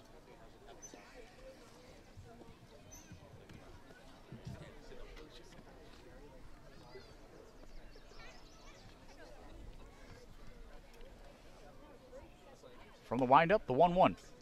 Swing and a miss, hard fastball. He had no chance at that one. Proctor, we saw the first guy that he faced, actually it was Maisel, that he got on a really, truly nasty breaking ball. We'll see if he does that again on 1-2. Goes with the fastball, broken bat nubber, gloved by Proctor, and the side is retired as he flips it over to Andrew Vaughn. A 1-2-3 inning assisted by some stellar web gems from Dominic Clementi out there in right. Proctor rolling through his 3rd inning of work. We'll be right back with the top of the 8th inning here from Arnie Allen Diamond at Gov Fuller Field in Falmouth on the Gatemen Baseball Network. In honor of Miles' 8th. Since 1981, the Northeast Maritime Institute has been one of the forerunners in private maritime education and training in the United States and around the globe. They have been recognized by the International Maritime Organization as well as the U.S. Coast Guard for their top quality maritime education, facilities, faculty, and staff. Northeast Maritime Institute, America's premier 2-year maritime college.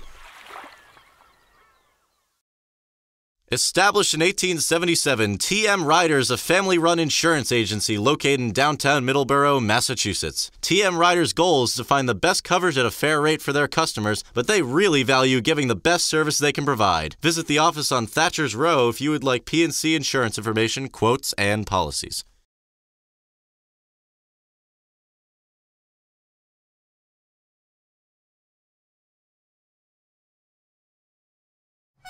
Folks, after the game, be sure to visit El Mariachi on Main Street for the best Mexican food in Wareham. The cantina provides a delicious late-night snack accompanied by fun cocktails.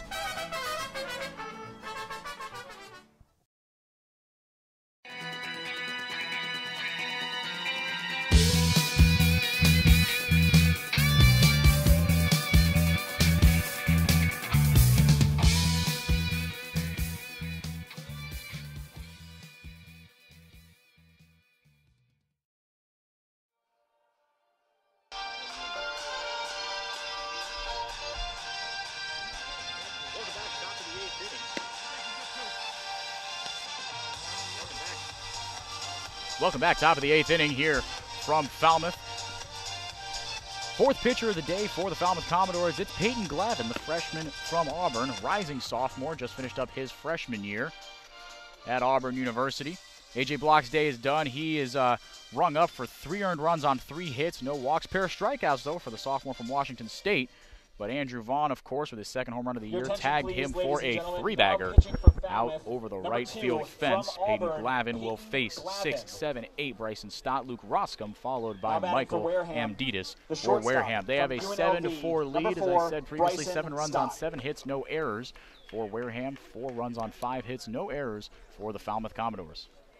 Stotts look good tonight. A walk back in the second and that hard hit RBI double in the fourth. And he's had himself a pretty good day, starting to come into his own here. Came in today batting .273, but has raised that average ever so slightly to .308, much more respectable clip. And walking a strikeout to boot, like he said, Cam. Watches ball 1, and from the windup, here comes the second pitch of the at-bat from Glavin. Little broken bat, Nubber, nice running grab, almost collided with his first baseman Sims, did Hayden Cantrell. But 1 up, 1 down after all is said and done. Now here comes Luke Roscom with 1 out and the base is empty. Now batting, the third baseman from Nebraska, number 14, Luke Roscom. Roscom walking a strikeout as well, but a fly out and a run scored to go with it. Came around on the 2 RBI double by Skylar Hunter.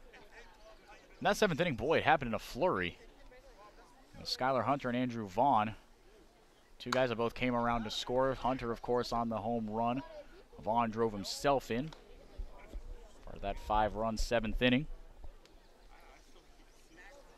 We talked about it a little bit, just kind of taking a bigger picture look about the mental fortitude of this Gatemen team. Hanging in there in the lead in late innings early on in the season.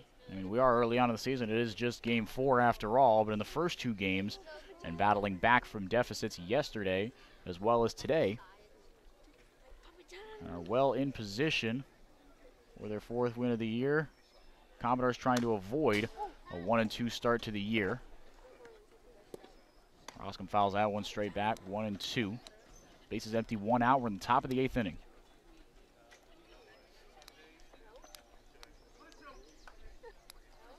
Tomorrow the Gatemen will see the Harwich Mariners for the 2nd time this year. But this time it'll be at their place. Fouls that one off again. Luke Roscom putting together a pretty darn good at-bat here. Really making Glavin work. It's really wearing out the chain-link fence behind home plate too, Henrique. He's just missing these ones as he's fouling them straight back. And if nothing else, you run up the pitch count on Glavin. It is just his first inning of work. But that'll matter if he decides to go the 9th or not. And that one lifted as well. It's funny, there are a lot of metrics you can measure a quote-unquote quality at-bat by. And often it isn't just whether you get a hit or not, whether you reach safely or not. Sometimes you can define a quality at-bat. I've heard defined as just, I think it was X amount of 6, 7 pitches in an at-bat, because it could be considered a productive at-bat if you just run up the guy's pitch count enough. And Roscom doing a pretty good job of that here. 1-2, rip and a miss, got him on strikes. So Roscom goes down swinging for out number 2. Yeah, they were living down low on him for most of that at-bat. That's why you see him get under those pitches and foul them straight back, but they decide to elevate the fastball there, and Roscom just can't catch up to it. Now batting, the catcher from Miami, number 11, Michael Amditis. And the Falmouth Commodores tomorrow will also be on the road, traveling out to Yarmouth Dennis to face the Red Sox. That game will get going at 5 o'clock. Ball 1 outside to Michael Amditis, taking his 2nd at-bat of the day. And our next broadcast from White House Field out in Harwich will get going at 5:30. Hope you'll join us there. Strike at the knees. Again, my name is Henrique DeMore, our host today, J.D. Rachi. And a few feet to my left, my broadcast partner today, Cameron Stewart. We hope you're enjoying this presentation of Gatemen Baseball on the Gatemen Baseball Network. 1-1 to Amditis, another strike at the knees. Glavin's been good with the fastball. And like you said, Cam, doing a good job of shifting eye levels here. 2 fastballs at the knees. We'll see what he does on 1-2. Right down the middle, and that's hammered into center field for a base hit. First hit of the day for Amditis. And the Gatemen have something going here with 2 outs. Yeah, and I think he wanted that fastball down again instead of, unlike what he did last at-bat to Luke Roscom, elevating with 2 strikes. But that one, as you said, just hanging up right in the middle of the zone. Easy pickings for Michael Amditis. Dominic Clementi, who made a nice sliding catch into the gravel bullpen in foul ground in right field here at Gov Fuller Field. Will get his 4th at-bat of the day, 0 for 2 with a walk and a run scored. Takes a cut at this one, fouls it off, 0-1.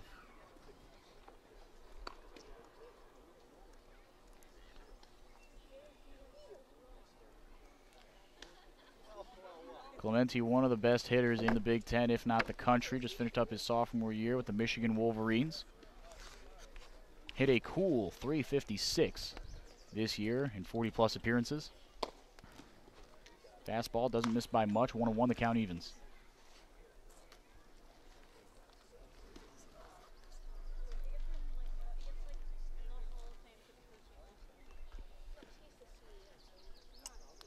Glavin sets. Checks the runner at first. Fastball upstairs, 2-1. Michael Amditis with a pretty short lead there at first. Not really known as a base stealer. Isaac Collins waits on deck. His bat has started to heat up. 2 for 4 on the day. Pair of singles as well as a run scored for the sophomore from Creighton. 2-1. Thought about it. Didn't go around, but called a strike at the chest. Clementi disappointed that was called a strike. Not really what he was looking to hit, but now not much of a choice as he'll have to expand his reach here with 2 strikes. 2 down as well, man on first, top of the 8th inning. Gatemen lead at 7-4, trying to pad a lead. The 2-2. Swinging a high fly ball foul right behind us. We'll do it again.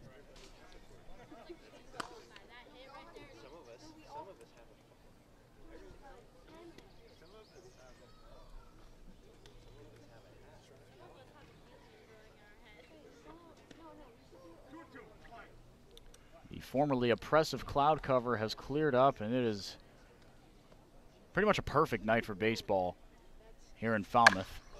That one lifted into center field, going back on it. He will not. What a catch! Over his head, Brennan with a catch of the year candidate, sliding almost Willie Mays-esque to rob Dominic Clementi of extra bases. My goodness. Hopefully someone got that on video. Call the videographer here at Arnie Allen Diamond for a look at that one. You're going to see that one on highlight reels all over the country. Gatemen still lead it by 3, but Clementi robbed of his first hit of the day. We'll be right back with the bottom half of the frame here on the Gatemen Baseball Network. A lobster roll. We are pleased to announce Robertson's GMC on Route 28 in Wareham have partnered with the Gatemen to sponsor our youth baseball clinic. Be sure to visit their vehicle demo here at the game. Our revamped clinic program is grateful for Robertson's support. AD Makepeace is the world's largest cranberry grower located right here in Wareham, Mass. The company offers public tours throughout the year, and you can visit Makepeace Farms in Tohonet Village for cranberry-themed gifts, sandwiches, and salads. Visit makepeacefarms.com. Got legal trouble? Attorney Mark Deshays is here to help the greater New Bedford area with real estate and business law, estate planning, and probate. Visit him today.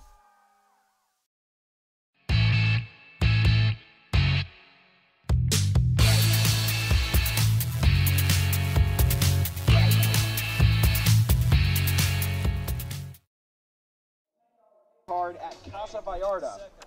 Welcome back, bottom of the 8th inning here in Falmouth. A 7-4 lead is what the Gatemen hold over the home team. I want to stress what just happened out there in center field. Will Brennan, the junior from Kansas State, made one of the best catches you were going to see all year. Dominic Clementi got a hold of one to dead center. We don't have markers as far as how far the fences are here at Arnie Allen Diamond. But that one would have been a double, maybe a triple off the bat of the Michigan right fielder. Will Brennan dropping to his knees, reaching out over his head. Made what is the best catch I've seen all season. Might be for a long time. Will Proctor back out there. Sends a nasty looping breaking ball into the dirt for ball 1. Let's see if that can translate over to this inning here, Henrique. Brennan batting second here, due up in this inning. Nothing else has got to give you a confidence boost. Another breaking ball. This one doesn't find the zone either. A little closer, though, but 2-0 nonetheless on Terrence Norman. That kind of does break off from that old baseball adage. The guy who makes the great play to end the inning almost always leads off the next one. Yeah, it just seems like the baseball gods want it to work that way. Will Brennan indeed batting second. Left-hander will get his second crack at Will Proctor. That one chopped foul down the third base line, I should say. The count evens now 2-2. Actually, I amend that statement. It'll be his first look at Will Proctor. The Commodores, like we were talking about earlier, Cam, they were kind of rolling, especially in that first inning. Guys got a lot of at-bats in relatively few innings. But the last time that Will Brennan saw home plate was back in the 5th inning. That one in the dirt, count runs full. The last pitcher he saw was Justin Glover, who after that rocky first inning was all business. Pretty good stat line at the end of the day. Gave up 4 hits, 3 earned runs, but 3 of those hits and all those runs coming in the first. 2 strikeouts and a walk for the sophomore from Georgia. That one hammered, diving catch by Bryson Stott over at short. Tracked that one all the way in, and Stott saves a base hit. Will Proctor tipping his cap over to the shortstop from UNLV. 1 up, 1 down. Will Brennan. And just to finish your point there on Proctor, we've seen such great work from the Gatemen bullpen this season, but it's almost easier when you get such great starts from your starter to kind of keep that momentum going. The confidence is down for the other team. But for Proctor to pick it up, and for Glover, the last 3 innings, as you mentioned, after that tough first inning, to bounce back from that, for Proctor to keep the line moving. That's how you get to 3-0 and looking at 4-0 possibly here tonight. The Commodores have 5 outs to try to make your prediction moot there, Cam, as that one is fouled off right behind us. 1-1 the count. 1 away, we're in the bottom of the 8th inning. Gatemen lead it 7-4. Trailed for most of this game before a 5-run 7th inning, highlighted by a 2 RBI double off the bat of Skylar Hunter, and of course a 3-run shot off the bat of who else? Andrew Vaughn. That one lifted to the exact same spot, 1-2.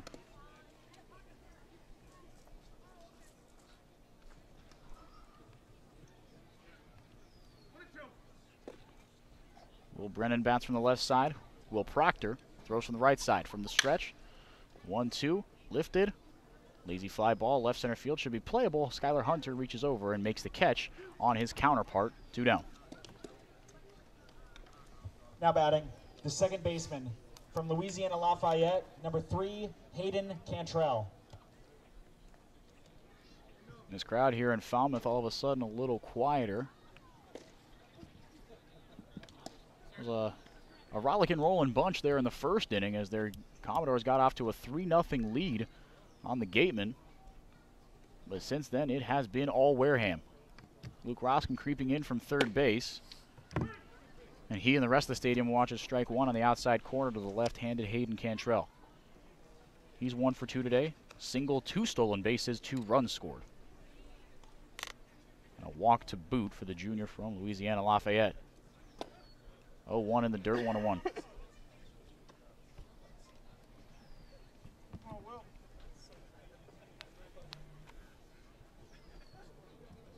Infield straight up except for Roscom. Isaac Collins playing a little more normal, I guess you could say, depth and positioning between first and second base. Breaking ball misses, 2-1. With 2 outs and the base is empty to Hayden Cantrell. Should he reach, Logan Davidson waits on deck. Davidson in his first appearance for Falmouth Commodores this year. That one inside. Cantrell turns out of the way. 2-2. 3-1, excuse me.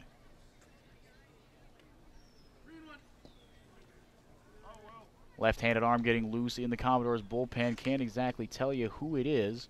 But should he come in, we'll have all the info for you between innings. As Proctor misses outside and unfortunately extends the inning and will give way to Logan Davidson, who in his debut is having himself one heck of a debut, 2 for 3. Now batting the shortstop. Run scored, Clemson, pair of singles. Number 16, Logan Davidson. Shortstop from Clemson looking to do a little damage and try to chip in to this Gatemen lead. Time is called. We'll have a meeting on the mound. Pitching coach out to the mound to discuss some strategy, and you can discuss investment strategy with Joe Crespi from Merrill Lynch, who sponsors this trip to the mound. We will in fact have a pitching change. We'll be right back with all the numbers on the new right-hander for the Gatemen when we come back. 7-4, Gatemen lead it on the Gatemen Baseball Network. Learning at Curry College extends beyond the classroom and is embedded in all that they do. Curry prepares students to engage in successful careers and active citizenship with a global perspective. Explore undergraduate majors, minors, and concentrations, including new majors in accounting, biochemistry, and software development, online at www.curry.edu. Stop by our Gatemen concession stand and support both the Gatemen and the Wareham High School DECA program.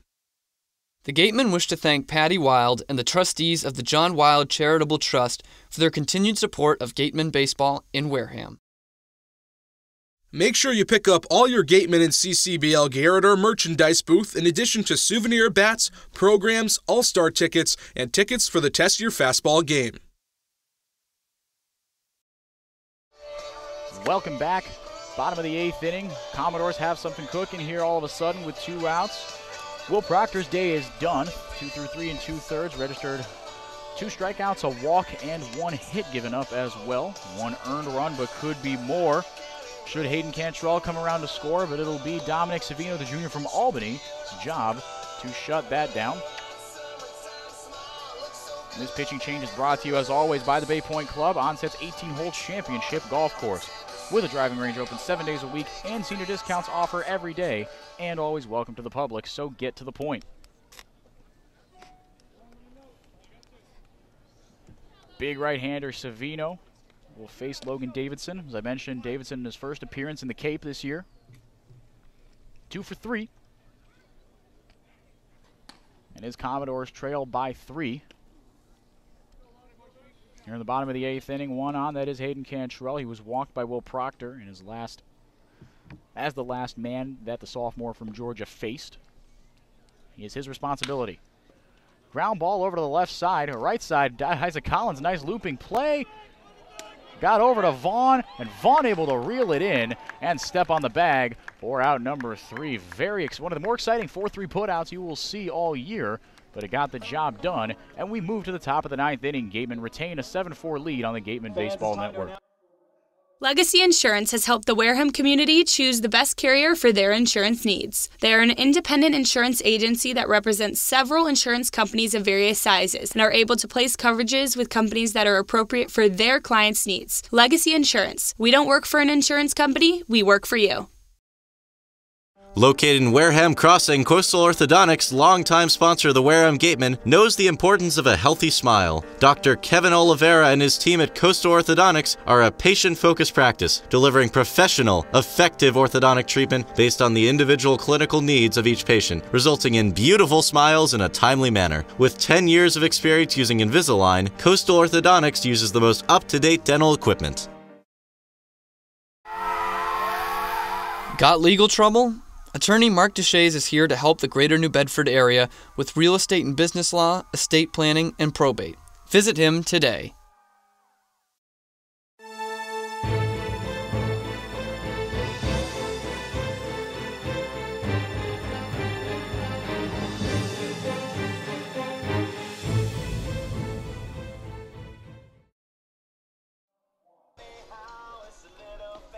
Welcome back, Gatemen Baseball here on the Gatemen Baseball Network. 7-4 is the lead for the boys from Wareham. Top of the order set to face Zach Stromberg now, 5th pitcher of the day for the Falmouth Commodores. The junior from Boston College relieves Peyton Glavin. Final numbers on Glavin on the day, a short-lived appearance. 1 inning of work, 1 strikeout, 1 hit, nothing else allowed through the 4 batters that he faced. Zach Stromberg, like I said, will face Isaac Collins, Skylar Hunter, and Andrew Vaughn. 3 guys who have had phenomenal days. We've seen a little more production out of the top of the lineup, finally. And look what happens. You put up 7 runs. Certainly has come together tonight, Henrique. Another bit of adversity, as you said. Gatemen able to overcome it again. We've really seen some great character from this team in the early going. Really has been encouraging to see. Zach Stromberg, as we said, though, now the pitcher. He had himself a heck of a year at Boston College, just finished up his junior year there. Left-hander clocking in at 6'1", 205, originally from Lafayette, California. 2.96 ERA, 2-0 record, and 22 appearances all out of the bullpen. 27 innings pitched, 28 strikeouts, 15 walks, gave up 9 earned runs, 28 hits. Ladies and gentlemen, now pitching And his 125 batters faced, but a scary high 286 batting average, the only real blip on an otherwise stellar 2018 stat line. From Creighton, number 10, Isaac Collins. Collins, the batter, trying to pad a 7-4 Gatemen lead. 7 runs on 8 hits, no errors for Wareham. 4 runs on 5 hits, no errors for Falmouth. Collins batting from the right side. Squats into his stance and takes strike one, a hard fastball on the outside part of the plate. Watching Stromberg is taking me back to the 2007 Red Sox. Lefty comes in, and when he comes down quickly, his head goes all the way down. He's facing the mound as he comes down, much like Hideki Okajima, all-star reliever for the Red Sox that year. Our resident Red Sox encyclopedia here, Cam Stewart. My most painful memories of the Red Sox come via my Tigers fandom. 2013 was a rough year for me. We all remember Bullpen Cop, as I'm sure around these parts. It's funny, that was just in Game 2 of that series, but I kind of knew as a Tigers fan that series was over at that point. So did we. Yeah. For my own emotional well-being, we're going to stop talking about that and to give you the rest of this at-bat. Isaac Collins cuts and misses at a good hard fastball at foot level for strikeout number 1 on the day for Stromberg. As we mentioned, had about as many strikeouts as innings pitched in his junior year at Boston College. Continues to do just that, picks up right where he left off. Now here comes Skylar Hunter. 1 for 4, but what a big one it was. Got 2 of his 3 RBIs on the day as well as a run scored. Big 2 RBI doubles last time up. Drops a bunt down the third base line. This could be trouble. Beautifully done. Cannon, sidearm throw, not going to have a chance. Skylar Hunter says, I'll take you to the warning track, and I'll bring you right here in the middle of the infield grass. I'll get on base either way. Reaches base for the 3rd time today. He's aboard with 1 out, and here comes Andrew Vaughn. Just a beautiful bunt by Hunter there.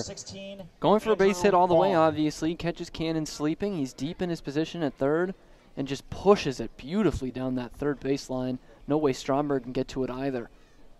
Just perfect placement there. Yeah, no, could not have done it any better. And Hunter with a relatively small lead there at first, but can run a little bit, as we've seen. Flashes more of his speed in the outfield, though. In 59 games, had just 11 stolen bases, which is weird when you think about how quick this guy is, but it goes to show you that the ability to steal bases isn't just predicated on how fast you can run. It certainly helps, obviously. But Skylar Hunter, 11 stolen bases this year at Purdue. Not to take away from an impressive sophomore campaign from Skylar Hunter on the 2018 All-Tournament teams as Boilermakers won the Big Ten tournament this year. That one lifted high and deep into right center field. Brennan, and converging on it, will make the catch just a few feet shy of the warning track. Andrew Vaughn almost took the Commodores deep for the 2nd at-bat in a row. He looks a little bit upset with himself there. Just got under that pitch. And he's done that twice tonight where he's got under him, and both times he's taken them pretty much to the warning track here in Falmouth. And the other one he hit on the button, as we well know. That was his 2nd home run of the day. Brings his RBI total to 7 on the year. Easily good for the team lead. Skylar Hunter in a close second with 5. Or 4, I should say. Nope, 5. He got 2 on the double, then 1 technically on an RBI and a fielder's choice that he reached on in the 5th inning. With 2 down and a runner still on first, here comes Bryant Packard. 1 for 4 with a single and a run scored today. Watches ball 2 on the outside corner.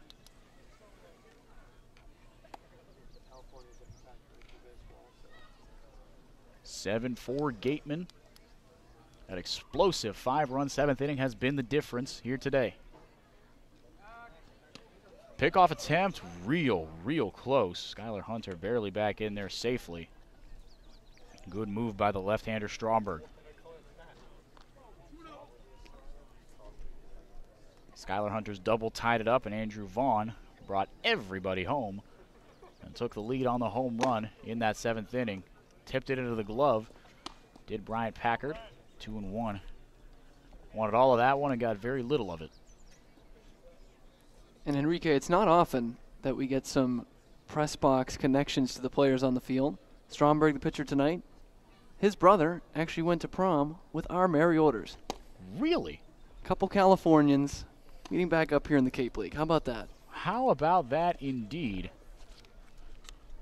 Twin brother, too. Can you believe that? There's two of them. It's practically the same guy. My goodness. Out there on the mound right now. Wow. Well, if Mary's thoughts on that, maybe not on our airwaves, but definitely just a discussion fodder for our crew. But a walk is issued here as that one misses low and away to Brian Packard. Timeout and a mound meeting is going to be had between C.J. Schaefer and Zach Stromberg. As a designated hitter, Andrew Millis 13, Andrew will step in. 2 on, 2 out. Gatemen trying to add to this lead.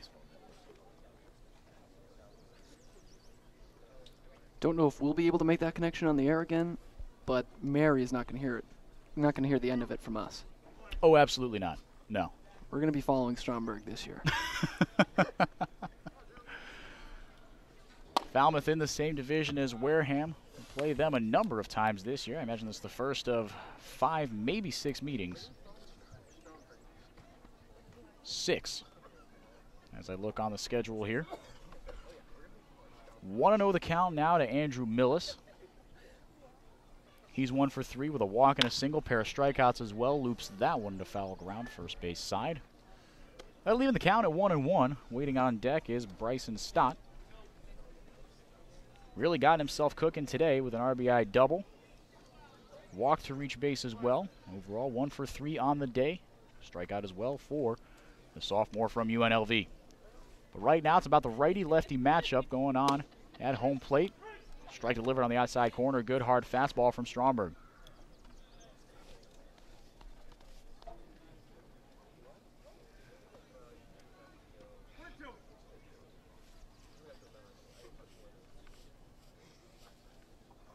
Lefty comes set, holds the glove about belt high. Checks the runner behind him at second, goes forward, change up, got a piece of it just barely to stay alive. So Packard will help the count remain at 1-2.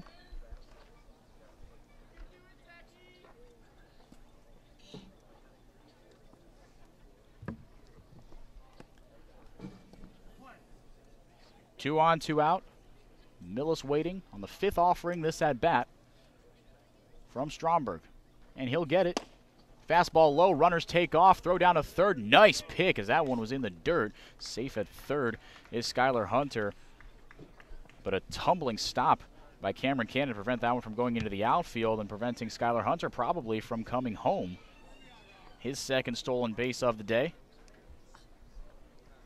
Bryant Packard able to move up to second, so now 2 men in scoring position at base now could make this a 9-4 ball game. We'll see what Mr. Stromberg has to say about it. The 2-2. Swinging a ground ball should be routine for Cantrell at second. Pops up and makes the throw, and the side is retired. The Gatemen threaten but do not score. They strand 2. We go to the bottom of the 9th. Last chance for the Commodores. They trail by 3 on the Gatemen Baseball Network.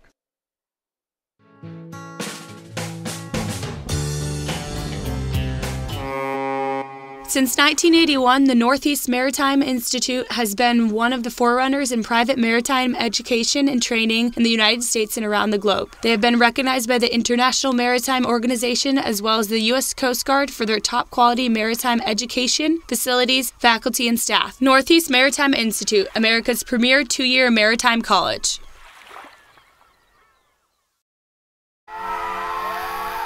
Got legal trouble? Attorney Mark Deshays is here to help the greater New Bedford area with real estate and business law, estate planning, and probate. Visit him today. Legacy Insurance has helped the Wareham community choose the best carrier for their insurance needs. They are an independent insurance agency that represents several insurance companies of various sizes and are able to place coverages with companies that are appropriate for their clients' needs. Legacy Insurance. We don't work for an insurance company, we work for you.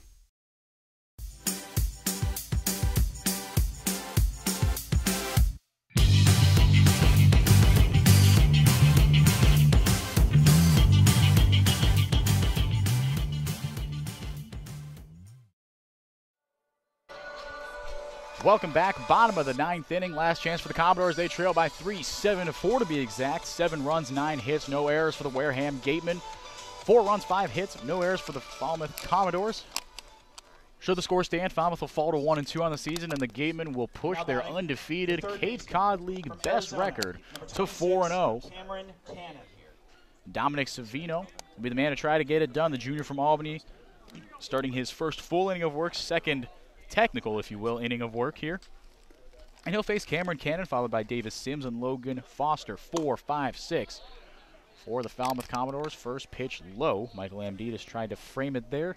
The home plate umpire wasn't buying it, so 1-0 is the count on the third baseman for Falmouth.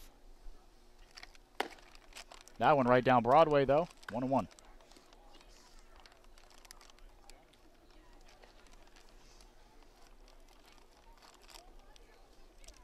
Cannon, the sophomore from Arizona, sends a lazy ground ball over to Roscom at third. His first opportunity, makes good on it from the hot corner. 1 up, 1 down for Wareham. As you mentioned, not much work for Roscom out there. A couple innings at third base. Guarding the line that time helps him out. He just has to move over one step, make the routine 5-3 put out.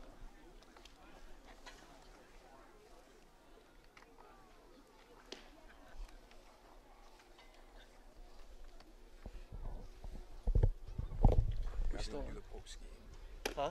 You guys are going to do the post game after. Are we still on? Because I can't hear anything. Our sound got cut. I can hear you guys still.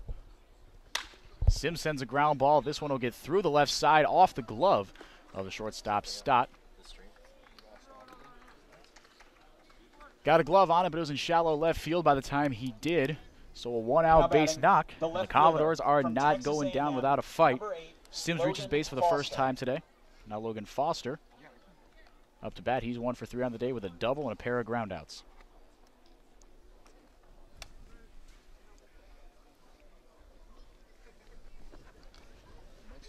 Righty on righty, Savino trying to get the save for his Gatemen.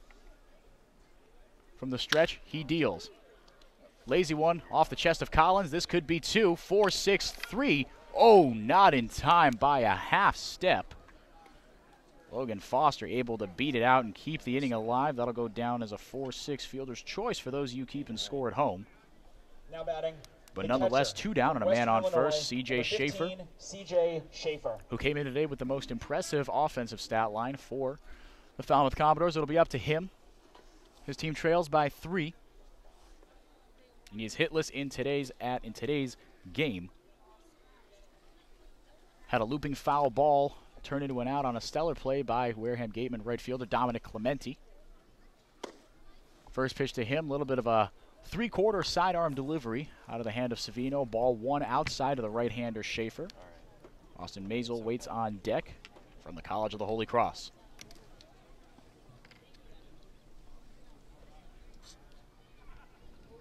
Savino sets. That one fouled off, straight back. Count evens 1-1.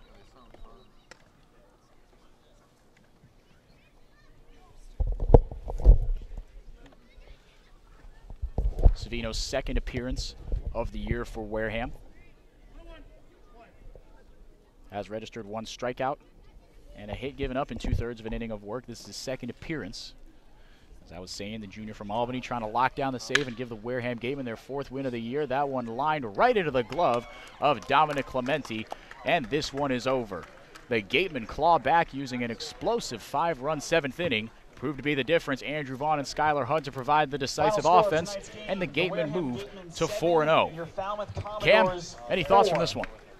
Just great resiliency from the Gatemen tonight, Enrique. As you mentioned, they fell behind early in this game, and it was really ugly in the first inning.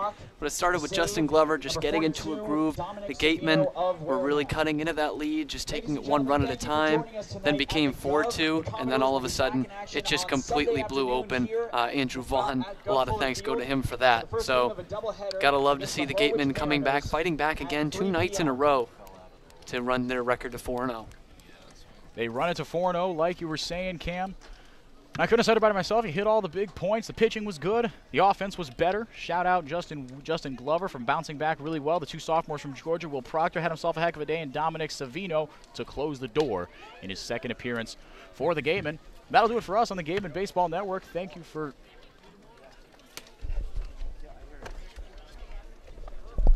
listening to this broadcast of the Wareham Gatemen Baseball on the Gatemen Baseball Network. General Manager of the Wareham Gatemen is Andrew Lang.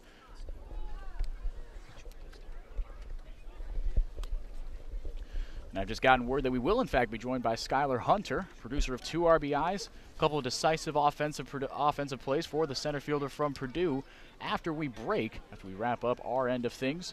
Producers of today's game, as always, are Trevor Russo and Cam Gonsalves. Our sideline reporter is Mary Orders. She will be interviewing Mr. Hunter after things are said and done here.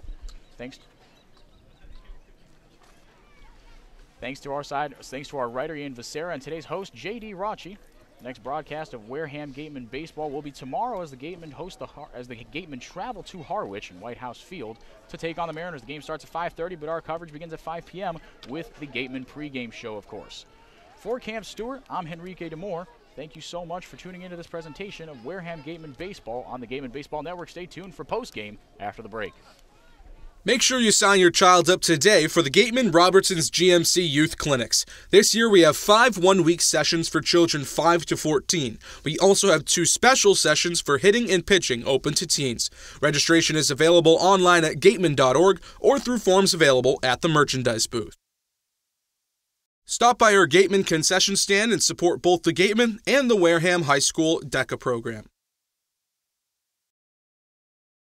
Since 1950, Morse Insurance has consistently offered the best insurance at competitive rates to generations of clients in southern Massachusetts. If you're frustrated with paying for what essentially feels like just a piece of paper, it's time for you to check out the one-of-a-kind client experience that only Morse Insurance can deliver.